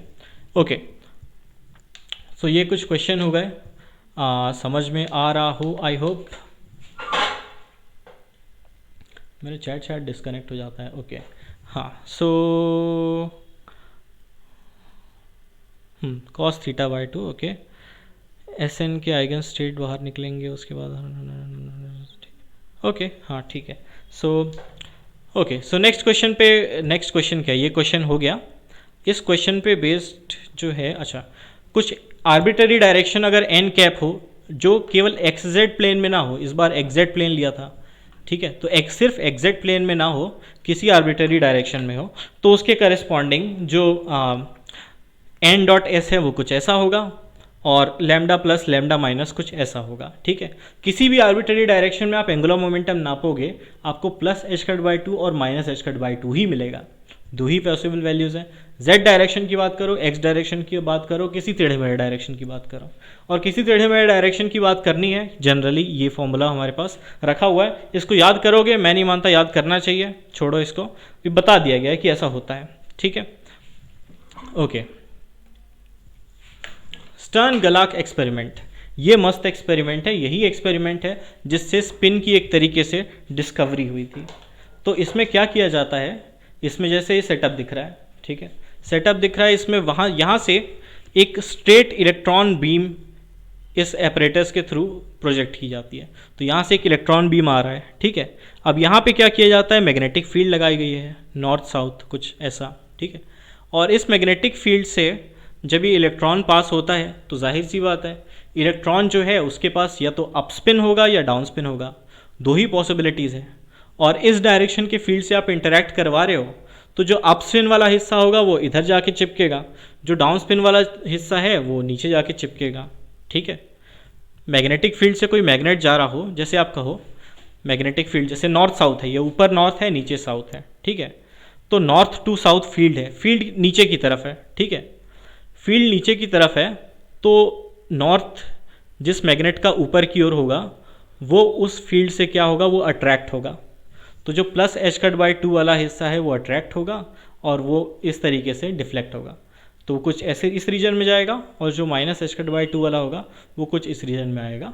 ठीक है, ये चीज़ देखने को मिली। ये चीज़ सबसे पहले स्टर्न गर्लाक जो एक्सपेरिमेंट था, ये चीज़ सबसे पहले सिल्वर एटम्स को लेके की गई। ठीक है, उसमें ऐसा होता है, उसमें आउटर मोस्ट इलेक्ट्रॉन जो होता है उसका वो s ऑर्बिटल में होता है, उसका L 0 होता है और अनपेयर्ड होता है, इसलिए केवल उसका जो स्पिन है वो एक्ट करता है।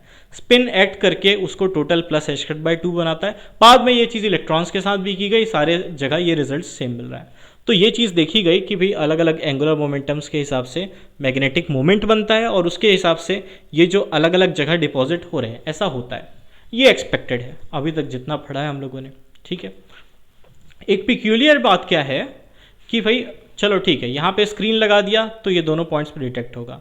अगर हाँ अच्छा, क्लासिकल कंसेप्शन क्या था? क्लासिकल कंसेप्शन ये था कि अगर इस एटम के पास मैग्नेटिक फील्ड है भी तो वो आर्बिटरीली किसी भी डायरेक्शन में अलाइन हो सकती है, वो इस फील्ड के अलोंग या उसके अपोजिट ही होगी।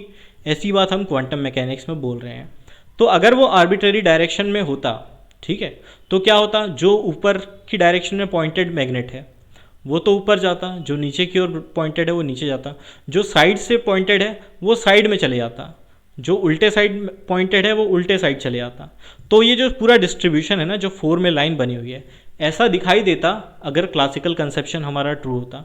यहाँ पे जो हमारा क्वांटम कंसेप्शन है कि एंगुलर मोमेंटम या तो आपको -h/2 मिलेगा या +h/2 मिलेगा, वो चीज़ यहाँ पे साबित हो रही है इस एक्सपेरिमेंट में। ठीक है, बट एक पिक्यूलियर चीज़ यहाँ पे क्या और देखी गई है कि आप बोलते चलो एक्सपेक्टेड, ये जो मेरे पीछे इमेज है इसको मैं छुपाया हुआ हूँ। ठीक है, मैं आपसे पूछता हूँ कि अगर चलो ठीक है, यहाँ से आया, ये +h कट वाला हिस्सा है, नॉर्थ साउथ हमने लगा रखा है। ठीक है, और ये -h/2 वाला हिस्सा है, इसको हम रोक देते हैं और इस बीम को आगे ले जाते हैं। ये दीवार वगैरह हटा दिया हमने, ये बीम आगे चला जा रहा है। ठीक है, अच्छा पहला इमेज वही चीज़ है।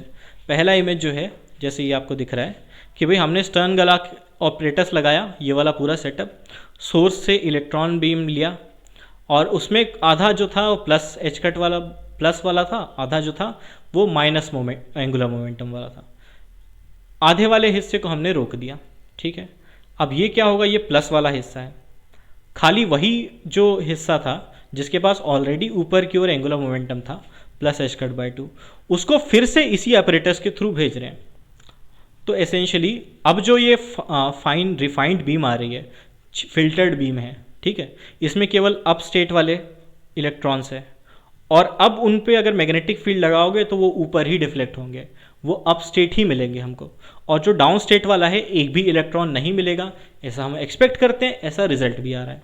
ठीक है, अब पर एक चीज़ देखने की बात है, अगर हम जैसा हमने पिछले बार पिछला क्वेश्चन किया उससे कंपेयर करेंगे, अब यही जो प्रोसेस है इसमें अपर वाले को चलने देते हैं, लोअर को ब्लॉक किया हमने पिछले बार जैसे, बट ये जो एपरेटस है इसको घुमा दिया, ये एपरेटस को घुमा दिया इस डायरेक्शन में, और ये z डायरेक्शन जो था इसकी जगह x डायरेक्शन में रख दिया घुमा के। ठीक है, घुमा के रख दिया तो क्या देखा कि इसमें से जो आधे पार्टिकल्स हैं जिसको हम अप डायरेक्शन में बोल रहे थे z के केस में, उसमें से आधे जो होते हैं वो हायर x मतलब अप स्टेट में होते हैं x के, और आधे जो होते हैं x के लोअर स्टेट में होते हैं। ठीक है, यानी कि वहाँ पे भी अगर आप स्क्रीन लगाते हैं तो ये जैसे वर्टिकल डायरेक्शन में 2 डॉट्स बने हैं, तो इस स्टेप के बाद हॉरिजॉन्टल डायरेक्शन में 2 डॉट्स बनते। ठीक है, यहाँ पे एक चीज़ देखने को मिल रही। बट अगर अब आप क्या कह रहे हो कि यहाँ से हम जो लोअर स्टेट वाले z थे, जो लो वाले थे, ये वाले जितने इलेक्ट्रॉन्स थे, हमने उसको ब्लॉक कर दिया। अब आगे आप कुछ भी लगा दो, आप क्या एक्सपेक्ट करोगे कि लो स्टेट वाला चीज़ मिल ही नहीं सकता, ये एक्सपेक्टेशन है हमारी। ठीक है, हमने क्या किया, हमने जो z वाला लगा रखा था z डायरेक्शन में ही फिर से एक और सेटअप यहाँ पे लगा दिया, और इसमें क्या किया, इसमें हम लोगों ने लोअर x वाले को फिल्टर कर दिया। ठीक है, ऑलरेडी यहाँ से क्या हो रहा था, यहाँ से केवल अप स्टेट वाला आ रहा है, लोअर वाला फिल्टर कर दिया गया, तो अप स्टेट वाला आ रहा है। आप क्या एक्सपेक्ट करते हो, चलो x की कुछ भी बात हो, x में कोई भी इस डायरेक्शन में हो, उल्टे डायरेक्शन में हो, है तो वो अप स्टेट का, z डायरेक्शन में जब हम नापेंगे तो वो अप स्टेट ही मिलना चाहिए, ये हमारा एक्सपेक्टेशन है। हमने क्या किया, हमने एक्स डायरेक्शन में आधे जो थे उनको फिल्टर कर लिया, पर होने तो ये अप डायरेक्शन के ही चाहिए क्योंकि यहाँ से वही आ रहा है। डाउन वाला तो हमने फिल्टर कर दिया है, अप वाला ही बचा है। तो अप वाला आ रहा है, आप एक्सपेक्ट करते हैं कि अब ये जो जेड वाला हम सेटअप फिर से लगाएंगे अगर इस फर्दर फिल्ट्रेशन के बाद, तो हमको सारे अप स्टेट में मिलने चाहिए। मिलता क्या है, अप स्टेट भी मिलता है, डाउन स्टेट भी मिलता है। ठीक है, ये कैसे हो रहा है, अप स्टेट भी मिल रहा है, डाउन स्टेट भी मिल रहा है। ठीक है, तो इसको हम लोग पिछले क्वेश्चन से समझ सकते हैं। पिछले क्वेश्चन में क्या किया था हम लोगों ने कहा था कोई आर्बिट्ररी डायरेक्शन n की बात की थी। ठीक है, तो कोई आर्बिट्ररी डायरेक्शन n वेक्टर जिसमें थीटा की वैल्यू जो थी गिवन नहीं थी। ठीक है, अब अगर हम थीटा को 90 डिग्री बना देंगे तो ये जो Sn है वो एसेंशियली x डायरेक्शन बन जाएगा। ठीक है, तो x डायरेक्शन के जो स्टेट्स है थीटा डालते ही हमको मिल जाएंगे, या Sx हमको पता ही है। ठीक है, अब हमने क्या कहा, हमने कहा कि अगर सिस्टम x के प्लस स्टेट में है, यानी कि Sx की बात करते हैं, चलो यहाँ पे एक पेज ऐड कर देते हैं। ठीक है, अब अगर थीटा 90 डिग्री है इस क्वेश्चन में, थीटा की वैल्यू 90 डिग्री कर देते हैं, तो जो लैम्डा प्लस है वो हो जाएगा cos 90 क्या, cos 90/2 यानी कि 1/√2, और ये 1/√2 बाहर निकल जाएगा 1,1। ये आपका स्टेट हो जाएगा इस सिचुएशन में। ठीक है, और अब आप फिर से अगर आप z डायरेक्शन में नापोगे अकॉर्डिंग टू जो क्वेश्चन अभी हमने सॉल्व किया है, तो हम क्या कहेंगे, एक अप स्टेट इसमें लगा देते हैं z वाला लैम्डा प्लस में, तो ये क्या हो जाएगा, ये हो जाएगा 10 अप स्टेट है z वाला, और x वाला जो अप स्टेट है वो ये है। और इसको लगाने से क्या पता चलेगा, इसको लगाने से पता चलेगा कि 1/√2 ये चीज़ आती है, प्रोबेबिलिटी जो आ जाएगी इसका स्क्वायर यानी कि हाफ। तो अगर सिस्टम जो है प्योरली x प्लस में है, अगर x ये जो है ये सारा कुछ x डायरेक्शन में जब आपने मेजर किया तो आपको मिल रहा है प्लस h/2, और स्टेट कौन सा होगा, स्टेट होगा ये वाला, ये जो इधर लिखा हुआ है। तो ये स्टेट में जो सारे इलेक्ट्रॉन्स हैं उनको अगर आप उनका z डायरेक्शन में मेजर करोगे तो आधे टाइम वो अप स्टेट में मिलेंगे और आधे टाइम डाउन स्टेट में मिलेंगे। ठीक है, इसका मतलब क्या हो रहा है, इसका मतलब हो रहा है ठीक कि आपकी जो कोशिश थी कि आप अप स्टेट को बचा लो, डाउन स्टेट को हटा दो, और यहाँ पे एक्सपेक्ट करते हो अप स्टेट ही मिलेगा, वैसा नहीं होता। रियल एक्सपेरिमेंट में और क्वांटम मैकेनिक्स में क्या होता है, जैसे ही आप यहाँ पे मेजर किए, फिल्टर किए, तो ये प्योर अप स्टेट हो गया। बट जब आप एक्स डायरेक्शन में मेजरमेंट करते हो तो ऑटोमेटिकली ये जो स्टेट है, ये एक्स प्लस स्टेट ये मिला, और एक्स माइनस स्टेट, दोनों की हाफ हाफ प्रोबेबिलिटी थी। तो ये जो अप स्टेट थे उनमें से आधे पार्टिकल्स जो हैं एक्स डायरेक्शन में प्लस h/2 देंगे, आधे पार्टिकल्स माइनस h/2 देंगे। ठीक है, आधे पार्टिकल्स जो माइनस दे रहे उनको तो आपने रोक लिया, जो प्लस दे रहे थे उनको आपने बचा लिया और आगे भेज दिया इस अपरेटस में। फिर आप z मेजर करोगे तो फिर वो आधे आधे में स्प्लिट हो जाएंगे, फिर प्लस हाफ और माइनस हाफ ऐसा मिल जाएगा। ठीक है, तो एसेंशियली मैग्नेट्स जो मैग्नेटिक की बात कर रहे हैं, जो पार्टिकल्स की बात कर रहे हैं, ऐसा नहीं है कि उसका मैग्नेटिक फील्ड का जो डायरेक्शन है वही है, विथ प्रोसेस वो अल्टरनेट करता रहता है, बदलता रहता है। आप उसको मेजर करोगे एक्स डायरेक्शन में तो वो चेंज हो जाएगा, चेंज होके क्या बन जाएगा, क्या बन जाएगा, वो सुपर पोजिशन बन जाएगा अप और डाउन स्टेट का। ठीक है, एक्स प्लस क्या चीज़ था, एक्स प्लस स्टेट जो था, एक्स प्लस स्टेट जो है, ये वाला जो स्टेट है, ये 1/√2 1,1 जो है, ये असल में क्या चीज़ है, ये असल में है 1/√2 ऑफ 10 प्लस 1/√2 ऑफ 0,1, यानी कि ये एक मिक्स्ड स्टेट है। z डायरेक्शन का जो अप स्टेट है और z डायरेक्शन का जो डाउन स्टेट है, दोनों मिल के x डायरेक्शन का प्लस स्टेट बनाते हैं। तो आपने कह दिया अगर कि मैं खाली x डायरेक्शन के प्लस स्टेट वालों को फिल्टर कर लूँगा, अगर आप ऐसा बोल भी देते हो, ठीक है, तो फिर तब भी आपके पास इस जो ये जो मिक्स है इसके अंदर समाये हुए हैं आधे z प्लस वाले, मतलब z डायरेक्शन में प्लस h/2 वाले, और आधे -2 वाले अपने आप वो है ही, ठीक है। तो ये एक पिक्यूलियर चीज़ है, एक पिक्यूलियर रिजल्ट है जो क्वांटम मैकेनिक्स में हमको देखने को मिलता है। ये ऐसा कैसे होता है भाई, हमको समझ में नहीं आ रहा। यूनिवर्स की प्रॉपर्टी है, आप समझ पाओ ठीक, यूनिवर्स को कोई दिक्कत नहीं, आप समझो चाहे ना समझो, ऐसा होता है, ठीक है। ओके, तो 3D सिस्टम्स की बात हम लोग थोड़ा करते हैं जो रोटेशन से ही रिलेटेड है। उसके पहले देख ले कितना टाइम हो गया। ओके, 1 घंटे 10 मिनट, अभी तो बहुत टाइम है, ठीक है। तो ज़्यादा टाइम अभी नहीं दिया है, अभी छोटे मोटे प्रॉब्लम्स है उसको कर लेंगे, ठीक है। सो 3D सिस्टम्स की बात करते हैं तो एसेंशियली हम लोग एंगुलर मोमेंटम की बात ख़त्म कर ली है हमने ऑलमोस्ट। छोटी मोटी बात बची हुई है जो कि इन सिस्टम्स के साथ हम लोग कवर करेंगे, ठीक है। सो 3D सिस्टम जब हम लोगों ने स्टार्ट किया था, सेंट्रल फोर्स वाली बात की थी, तो वहाँ पे बात किया था v जो है वो VR के बराबर अगर है, सिर्फ रेडियल फंक्शन है, थीटा फाई का फंक्शन नहीं है, तो श्रोडिंजर इक्वेशन जो है ऐसे दो ब्रैकेट्स में डिवाइड हो जाता है। वेव फंक्शन के दो हिस्से हैं, एक थीटा फाई वाला हिस्सा और एक रेडियल हिस्सा, ठीक है। तो थीटा फाई वाला हिस्सा अलग हो जाता है। ये जो ब्रैकेट है इसकी एनालिसिस हम लोगों ने कर ली, एंगुलर मोमेंटम वाली जितनी बात थी वो इस ब्रैकेट के बारे में थी, ठीक है। और इस ब्रैकेट के बारे में हमने सारी एनालिसिस की और LZ और L² वो सब कम्यूट करते हैं वगैरह वगैरह, बहुत सारी बात कर रखी है, ठीक है। अब किसी सिस्टम की बात करें, किसी सिस्टम की बात करते हैं तो खैर ये सारी बातें हम लोग शायद फिर से करेंगे। किसी सिस्टम की बात करें तो एक सिस्टम हमने ले लिया जो प्योरली रोटेशनल सिस्टम है, जिसमें रेडियल मोशन है ही नहीं। ऐसा सिस्टम हमने ले लिया जिसके लिए ये वाला जो हिस्सा है वो सॉर्ट ऑफ इररेलेवेंट हो जाएगा, रेलेवेंस है उसका बट सॉर्ट ऑफ इररेलेवेंट हो जाएगा। तो हमने क्या किया, हमने एक ऐसा सिचुएशन लिया, हमने कहा कि एक रिजिड रोटेटर है जो कि एक प्लेन में कन्फाइंड है। प्लेन में कन्फाइंड है मतलब, तो मान लिया कि भाई एक ट्यूब है, एक टायर होता है ना, टायर का ट्यूब, वैसा एक ट्यूब है। ट्यूब के अंदर एक पार्टिकल फंसा हुआ है और ट्यूब XY प्लेन में रखा हुआ है। Z डायरेक्शन कौन सा है, Z डायरेक्शन बाहर आता हुआ है, तो आपके डायरेक्शन में जो एरो बाहर पॉइंट करता है, ठीक है, कैमरा इधर है, हाँ ठीक है, तो ये Z डायरेक्शन ये वाला डायरेक्शन है। XY कौन सा डायरेक्शन है, X ये वाला डायरेक्शन है, Y ये वाला डायरेक्शन है, ठीक है। और इसके अंदर एक पार्टिकल फंसा हुआ है, घूम सकता है, चल फिर सकता है और उस पर कोई फोर्स नहीं लग रहा। तो क्या सिचुएशन होगी, तो आप बोलोगे कि उसका जो रेडियस है वो कांस्टेंट होगा, r के बराबर होगा।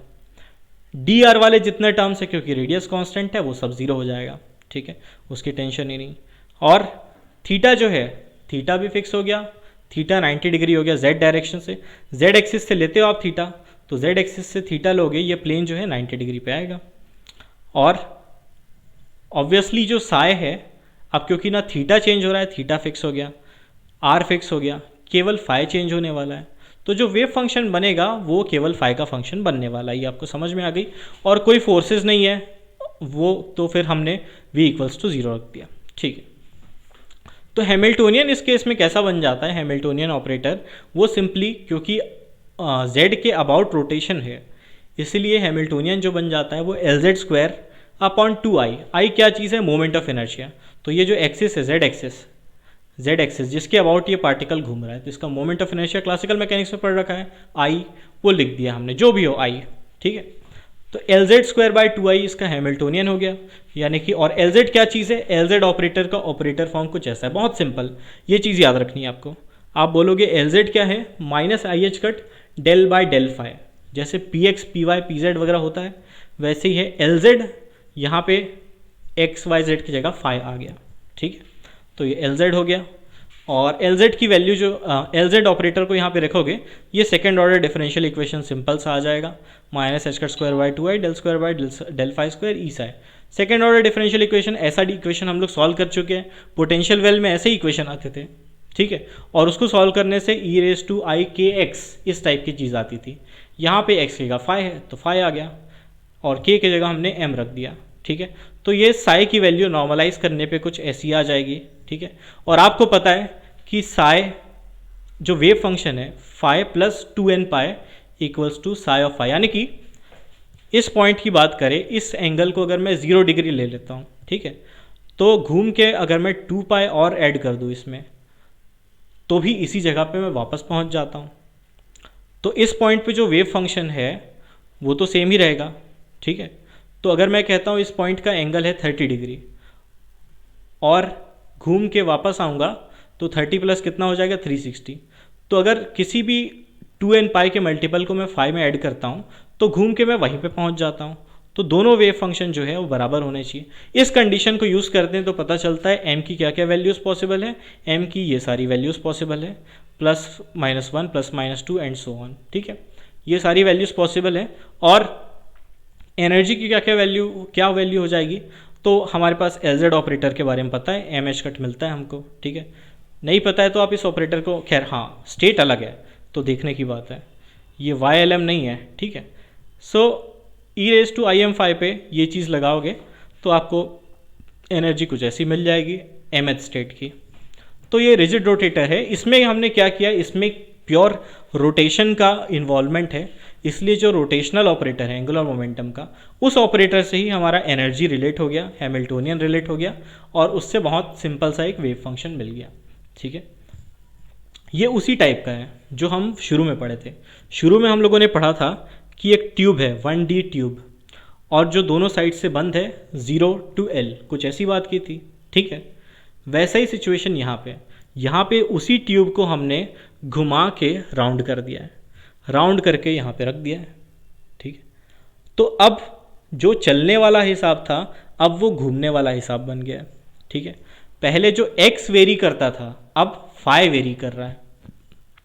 वहाँ पे x की लिमिट्स जो थी 0 से L तक थी, यहाँ पे फाई की कोई लिमिट नहीं है एक तरीके से। ठीक है, बट ये ज़रूर है कि ये कंडीशन यहाँ पे वैलिड हो जाती है। तो एक बार घूम के वापस आते हो तो उसी जगह में पहुँच जाते हो, या 2n पाई एंगल ट्रेवर्स करते हो तो उसी जगह में पहुँच जाते हो। ठीक है, और उससे ये कंडीशन मिलती है, कोई बड़ी बात नहीं, आपको बता दिया गया है कि rigid rotator confined in a plane, उसकी ऐसी सिंपल सी एनालिसिस होगी। एक बार देख लोगे, है कुछ नहीं इसमें, समझ आ जाएगा, कुछ रखा नहीं है। ठीक है, ओके। फिर इसके बाद ऐसा ही एक केस है रिजिड रोटेटर का। इस बार क्या किया है, इस बार भी आपको सेम टाइप का दिख रहा होगा, हालांकि ये सेम नहीं है। एज्यूम करो एक स्फीयर है, ठीक है, सॉलिड स्फीयर है, और उससे एक थोड़ा बड़ा कोसेंट्रिक, जो जैसा कि फिगर में दिख रहा है कि नहीं आपको, फिगर में मैं उसके आगे आ जा रहा हूँ। ठीक है, तो अंदर वाला जो स्फीयर है वो सॉलिड स्फीयर है, बाहर वाला जो स्फीयर है वो हॉलो स्फीयर है। ठीक है, और वो दो स्फीयर्स, बड़ा स्फीयर और छोटा स्फीयर, उसके बीच में एक पार्टिकल फंसा हुआ है। उन दो स्फीयर्स के बीच में किसी भी जगह पे वो मूव कर सकता है, ऐसा सिचुएशन है। तो उसका डिस्टेंस जो है अभी भी फिक्स है, r के बराबर है। डिस्टेंस अभी भी वेरी नहीं हो सकता, पोटेंशियल अभी भी नहीं है, बट उसका जो मोशन है अब वो थीटा और फाई दोनों में होगा। वहाँ पे केवल फाई में हो रहा था, यहाँ पे थीटा फाई दोनों में होगा। तो पूरा रोटेशन हो रहा है, तो पूरे एंगुलर मोमेंटम की बात करेंगे। यहाँ पे जो हैमिल्टोनियन हो जाएगा simply L², total L² by 2i हो जाएगा, और इसको हम लगाएंगे L² साई इक्वल्स टू ई साई। यही काम तो हम लोगों ने अभी तक किया हुआ है।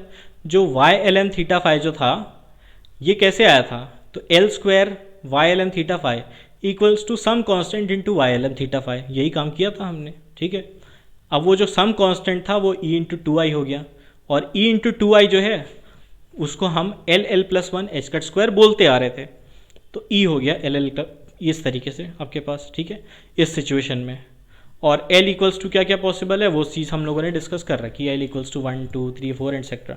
अच्छा, L इक्वल्स टू 0 क्या यहाँ पे पॉसिबल है? यहाँ पे मैंने L इक्वल्स टू 1 2 वगैरह लिख रखा है। ठीक है, अभी तक जो हम लोगों ने डिस्कस किया है L इक्वल्स टू 0 भी हो सकता था S ऑर्बिटल में, यहाँ पे मैंने वो चीज़ नहीं लिख रखी है, यहाँ पे केवल 1 से स्टार्ट किया है। क्यों ऐसा? L इक्वल्स टू 0 के केस में एनर्जी क्या हो जाएगी, एनर्जी हो जाएगी 0 सीधे। एनर्जी 0 हो गई, इसका मतलब पार्टिकल एक तरीके से रुका हुआ है, और पार्टिकल कभी रुका हुआ नहीं हो सकता। ठीक है, अनसर्टेनिटी प्रिंसिपल जो है वो इस चीज़ को फॉरबिड करती है। तो पार्टिकल किसी ना किसी तरीके से कुछ ना कुछ मोशन में हल्के फुल्के होगा ही होगा, और वो चीज़ कंफर्म होगी। L equals to 1 L equals to 2 वगैरह है, ये सब अनसर्टेनिटी रिलेशन को सेटिस्फाई करते हैं। ठीक है, तो वो चीज़ हमको यहाँ पे देखने को मिल जाएगी 1 से 2 1 2 सो 1। वैसे ही इसके पहले वाले में मैंने कह रखा था, इसके पहले वाला जो केस था, जो रिजिड रोटेटर का केस था, कन्फाइंड इन अ प्लेन वाला, इसमें भी मैंने m की वैल्यूज़ जो है, m की वैल्यूज़ ये 0 से स्टार्ट नहीं की थी, 1 2 3 4 एक्सेट्रा से स्टार्ट की थी, ठीक है। तो अनसर्टेनिटी प्रिंसिपल के कारण ये चीज़ m इक्वल्स टू 0 पॉसिबल नहीं है। या फिर मैं आपसे कहता हूँ कि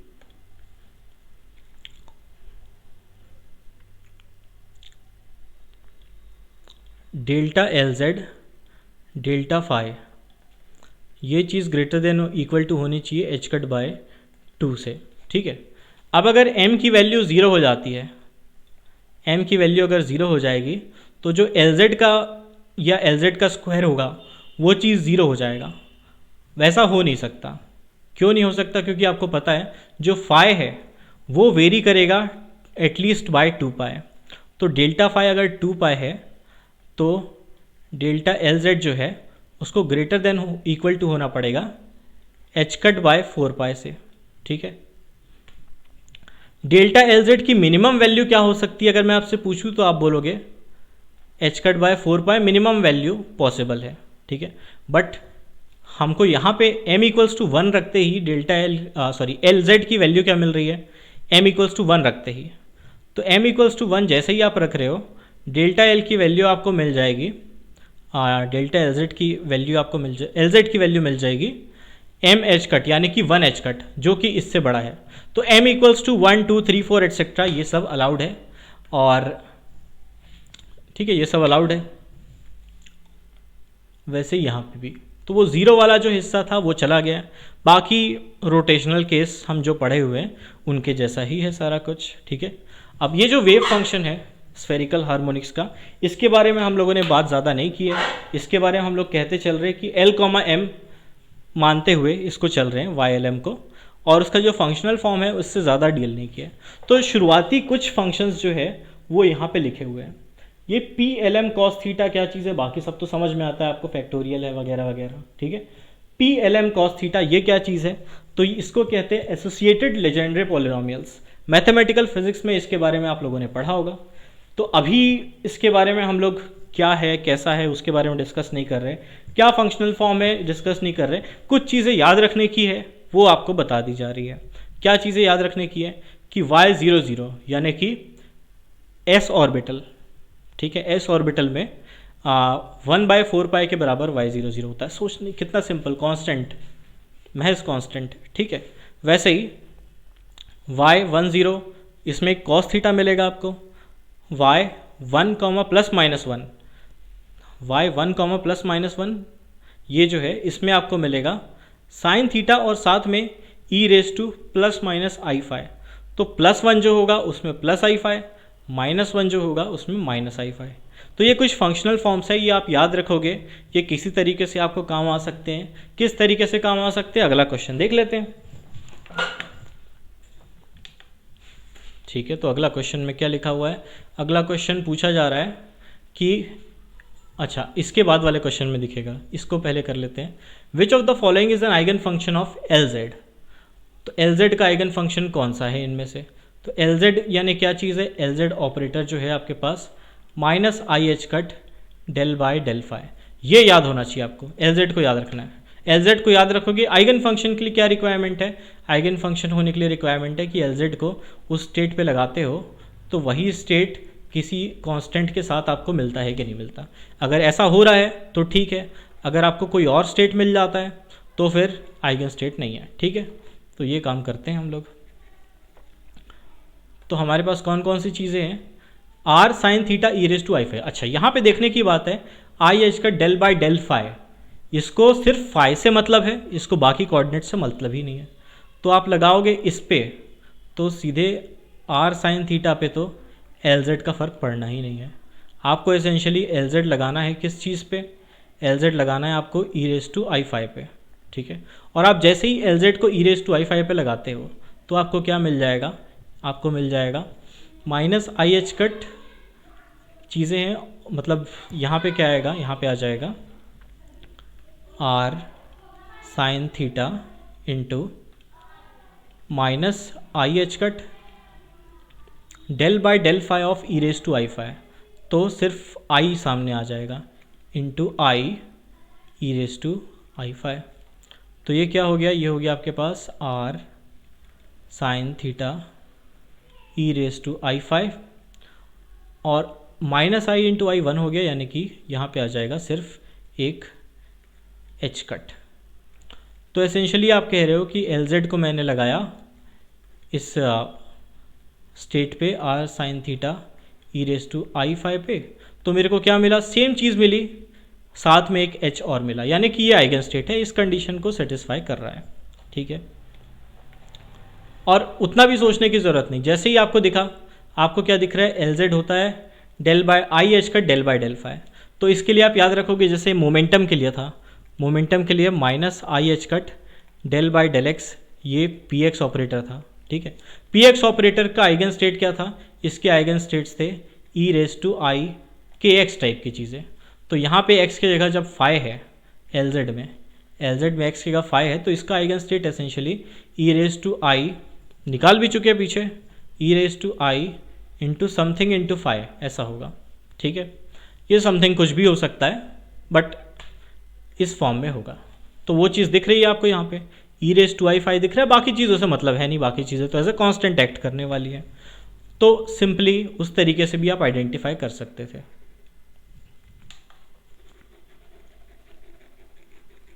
तो फर्स्ट वाला आइगन स्टेट है।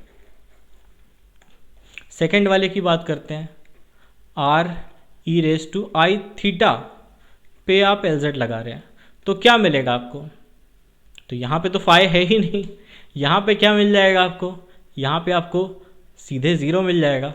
डिफरेंशिएट कर रहे हैं ऐसी चीज़ों को जो कांस्टेंट है फाई के टर्म्स में। ठीक, या फिर आप एसेंशियली बोलोगे ये एसेंशियली क्या चीज़ है, 0r e⁻⁵ है ये। तो एसेंशियली ये जो चीज़ है r e⁻⁵, ये आइगन स्टेट है विथ आइगन वैल्यू 0। ठीक है, ये जो चीज़ है ये थोड़ा डाउटफुल लगता है, इसको ध्यान में रखने की बात है कि भाई आंसर हमारे पास डिफरेंशिएट करने 0 आ गया, फिर भी आइगन स्टेट है। ठीक है, तो ऐसा हो सकता है और ऐसा हुआ है। और आगे बढ़ते हैं, नेक्स्ट क्वेश्चन लेते हैं। नेक्स्ट क्वेश्चन क्या है हमारे पास, r² sin phi, r² sin phi। तो इसमें e⁻⁵ तो नहीं दिख रहा, e⁻⁵, पर मे भी हो सकता है कि इसमें हो सकता है कि सेम चीज़ मिल जाए। क्या करना है, डिफरेंशिएट करना है विथ रिस्पेक्ट टू फाई। तो साइन फाई को ही डिफरेंशिएट करेंगे, साइन को डिफरेंशिएट करेंगे तो बाकी जो भी चीज़ मिले यहाँ पे मिलेगा कॉस फाई, और कॉस फाई किसी भी तरीके से साइन फाई के बराबर नहीं है। यानी कि जो कंडीशन था कि Lz को लगाएंगे इस पे, तो यही चीज़ वापस मिल जाए, साथ में भले कुछ कांस्टेंट हो, वैसा नहीं हो पा रहा, वैसा नहीं हो पा रहा। इसका मतलब ये आइगन स्टेट नहीं है। ठीक है, r² sin phi eigen state नहीं है।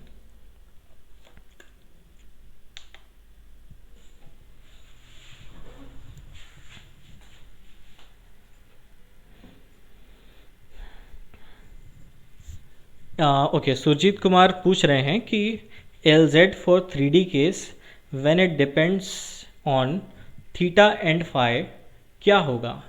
Lz जब थीटा फाई पे डिपेंड करता है, मैं समझ नहीं पाया आपका क्वेश्चन एग्जैक्टली, क्वेश्चन फिर से लिख देंगे, मेरे को शायद क्लियर हो जाए।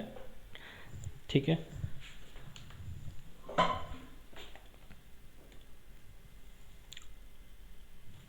इन जनरल Lz का अगर आइगन स्टेट है कोई फंक्शन, ठीक है, आइगन स्टेट है, तो फिर आप Lz उस पर ऑपरेट करोगे तो समथिंग मिलेगा और वही चीज़ वापस मिलेगी।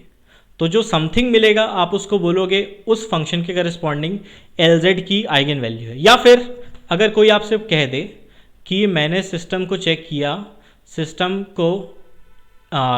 जो था इस स्टेट में है, ठीक है, z डायरेक्शन में उसका एंगुलर मोमेंटम का कंपोनेंट मैं नापना चाहता हूँ, मैंने नापने की कोशिश की तो मेरे को क्या वैल्यू मिलेगी, कोई ऐसा पूछता है, तो आप बोलोगे एसेंशियली सामने वाला पूछ रहा है आपसे कि Lz ऑपरेटर जो है उसका आइगन फंक्शन ये है अगर, या नहीं भी है, तो फिर Lz की एक्सपेक्टेशन वैल्यू क्या होगी। या मान लो ये आइगन फंक्शन है, तो Lz इस पे ऑपरेट करोगे तो सामने क्या चीज़ आएगी, वही आपका मेजरमेंट होने वाला है z डायरेक्शन में एंगुलर मोमेंटम का। ठीक, नेक्स्ट क्वेश्चन में चलते हैं, सिंपल क्वेश्चन पकड़ते हैं, कंसेप्ट वगैरह को साइड रखो, सीधे हाथ चलाओ। हाथ चलाने वाला क्वेश्चन, साया बोल दिया गया कॉस थीटा है, sine theta E raise to I phi 1/√2, ठीक है। और फाइंड करना है एल स्क्वायर और एल जेड, ठीक है। और ये नहीं कहा जा रहा कि ये वेव फंक्शन नॉर्मलाइज्ड है, ये नॉर्मलाइज्ड नहीं है, ऐसा हो सकता है, ठीक है। अब एल स्क्वायर एल जेड ये कुछ अजीबोगरीब जनरल सा साय है। हम लोग क्या करते हैं, यहाँ पे कॉस दिख रहा है, यहाँ पे sine E raise to minus I phi इस टाइप की चीज़ दिख रही है, तो क्या करते हैं, हो सकता है कि ये जो साय है इन y के किसी कॉम्बिनेशंस में आता हो, ठीक है। अब y का एक कॉम्बिनेशन कॉस वाला दिख रहा है हमको, कौन सा, 1/0, तो 1/0 जो है वो √3/4 पाई कॉस थीटा के बराबर है। तो यानी कि एसेंशियली जो साय है असल में ये 4 पाई/√3 मल्टीप्लाई किया और 4 पाई/√3 डिवाइड किया, तो ये √3/4 पाई कॉस थीटा यहाँ पे आ गया, ठीक है। और sine theta E raise to minus I phi ये भी है क्या इसमें, तो ये भी है क्या, ये भी है यहाँ पे e raise to minus I phi sine theta, ठीक है। और ये चीज़ क्या है, √3/8 पाई लगा हुआ है, तो 1/√2 ऑलरेडी था, अच्छा प्लस माइनस की बात है, माइनस प्लस, ओके, हाँ तो प्लस में, ओके ठीक है, हाँ। So e raise to minus I phi, तो ये चीज़ हमको दिख रही है, sine theta E raise to minus I phi, sine theta E raise to minus I phi यहाँ पे दिख रही है, यानी कि 1 और +1 और माइनस आई फाई है तो -1, 1 ये स्टेट बनने वाला है, ठीक है। और -1 के लिए ये प्लस हो जाएगा, ठीक है, ओके। सो एसेंशियली हम लोग क्या करते हैं, √3/8 पाई चाहिए, तो यहाँ पे भी हम √3/4 पाई मल्टीप्लाई डिवाइड करेंगे, तो ये बन जाएगा √3/8 पाई और e raise to minus I phi sine theta, ठीक है। या एसेंशियली ये हो गया √4 पाई/3 ब्रैकेट में, ये कौन सा स्टेट था, ये था 1,0 प्लस ये कौन सा स्टेट था, ये था 1,-1, इसके बराबर आपका साई हो गया, ठीक है। अब हमको एल स्क्वायर की एक्सपेक्टेशन वैल्यू चाहिए, एल जेड की, अच्छा रुको, अभी नॉर्मलाइज्ड नहीं है, नॉर्मलाइज करना है। नॉर्मलाइज्ड ये वाला स्टेट और ये वाला स्टेट, तो दो आइगन स्टेट अगर सम में हो सिंपली, तो आप नॉर्मलाइज करने के लिए इधर जो भी चीज़ है उसको भूल जाओ, यहाँ पे लगा लो ए, ठीक है। और फिर साई को 1 करोगे तो आपको मिलेगा ए 1/√2, मतलब दो स्टेट होते हैं तो प्लस में है या माइनस में है, तो आपको पता है सामने 1/√2 ही लगा होता है, तो उससे आपको क्या पता लगेगा, साई जो है असल में 1/√2 टाइम्स 10 प्लस 1 माइनस 1 इसके बराबर है। तो अब आपको अगर एल स्क्वायर की एक्सपेक्टेशन वैल्यू चाहिए, तो आप बोलोगे एल स्क्वायर इस पे लगा देते हैं, एल स्क्वायर इस पे लगा देते हैं, और फिर दूसरा स्टेट वापस लगा देंगे, तो क्या आ जाएगा आपके पास, 1/√2 हो जाएगा 1/2, ठीक है। और एल स्क्वायर इस पे लगाओगे तो क्या मिलेगा, 1 + 1 एच कट स्क्वायर, यानी कि 2 एच कट स्क्वायर, और 10 उस साइड का जो ब्रा फॉर्म में 10 आएगा उसको भी लगा दिया, ये आ गया, ठीक है, +2 एच कट। चलो मैं कर देता हूँ तरीके से, मैंने डायरेक्ट कर दिया है। तो क्या कर रहे हैं हम लोग, 1/2 बाहर निकाल लिया, एक है ब्रा फॉर्म में 10 और 1 - 1, ठीक है। और एक है कैट फॉर्म में एल स्क्वायर लगाएंगे 10 पे, तो क्या मिलेगा एल स्क्वायर लगाने से, एल + 1 यानी कि 1 + 1 H cut square, 2 H cut square, 2 H cut square 10 plus 2 H cut square 1 - 1, ठीक है। अब दोनों को प्रोडक्ट करेंगे, इनर प्रोडक्ट, तो हमको एल स्क्वायर मिल जाएगा, सीधे 2 एच कट स्क्वायर मिलेगा और बाकी सब कैंसिल हो जाएगा, तो बचेगा 2 एच कट स्क्वायर, ठीक है। और LZ की एक्सपेक्टेशन वैल्यू फाइंड करनी है, तो वही काम करना है हमको, ठीक है। तो हाफ बाहर निकल गया, 1 0 प्लस 1 माइनस 1, ठीक है। और दूसरा ब्रैकेट LZ लगाएंगे 1 0 पे, तो M एच कट, M है 0 तो यहाँ पे आ जाएगा 0, तो ये हो गया 0 प्लस -1 एच कट, तो ये हो गया माइनस एच कट 1 -1, तो केवल -1 माइनस एच कट वाला चीज़ बचेगा, ये आ जाएगा आपके पास -h/2। ये आपके पास LZ की एक्सपेक्टेशन वैल्यू इस तरीके से आ जाएगी इस मिक्स्ड स्टेट में, ठीक है। तो ये दिख रहा है कि नहीं दिख रहा, दिख ही रहा होगा, ठीक है। ये दोनों को इनर प्रोडक्ट लिया तो ये आ गया हमारे पास LZ equals to -h/2। Okay, formula for LZ क्या होगा, when particles moves in a spherical shell. आपने जो स्फेरिकल फिगर यूज़ किया, रिजिड रोटेटर, हाँ, तो LZ ऑपरेटर जो है वो यूनिवर्सली, कोई सिस्टम उठा लो, यूनिवर्सली वो है -i/h del/del, ठीक है। यही वैल्यू रहने वाली है, चाहे कोई, जैसे आप कहते हो कि भाई Px जो है, Px होता है -i/h del/del, वैसे ही LZ है -i/h del/del। LZ का फॉर्मूला हमेशा सेम रहेगा। अब उसको किसी सिस्टम पे अप्लाई करोगे तो क्या मिलेगा क्या नहीं मिलेगा वो बात की बात है, बट LZ हमेशा -i/h del/del होगा, ठीक है। ओके सुजीत, तो ये आपका आंसर था।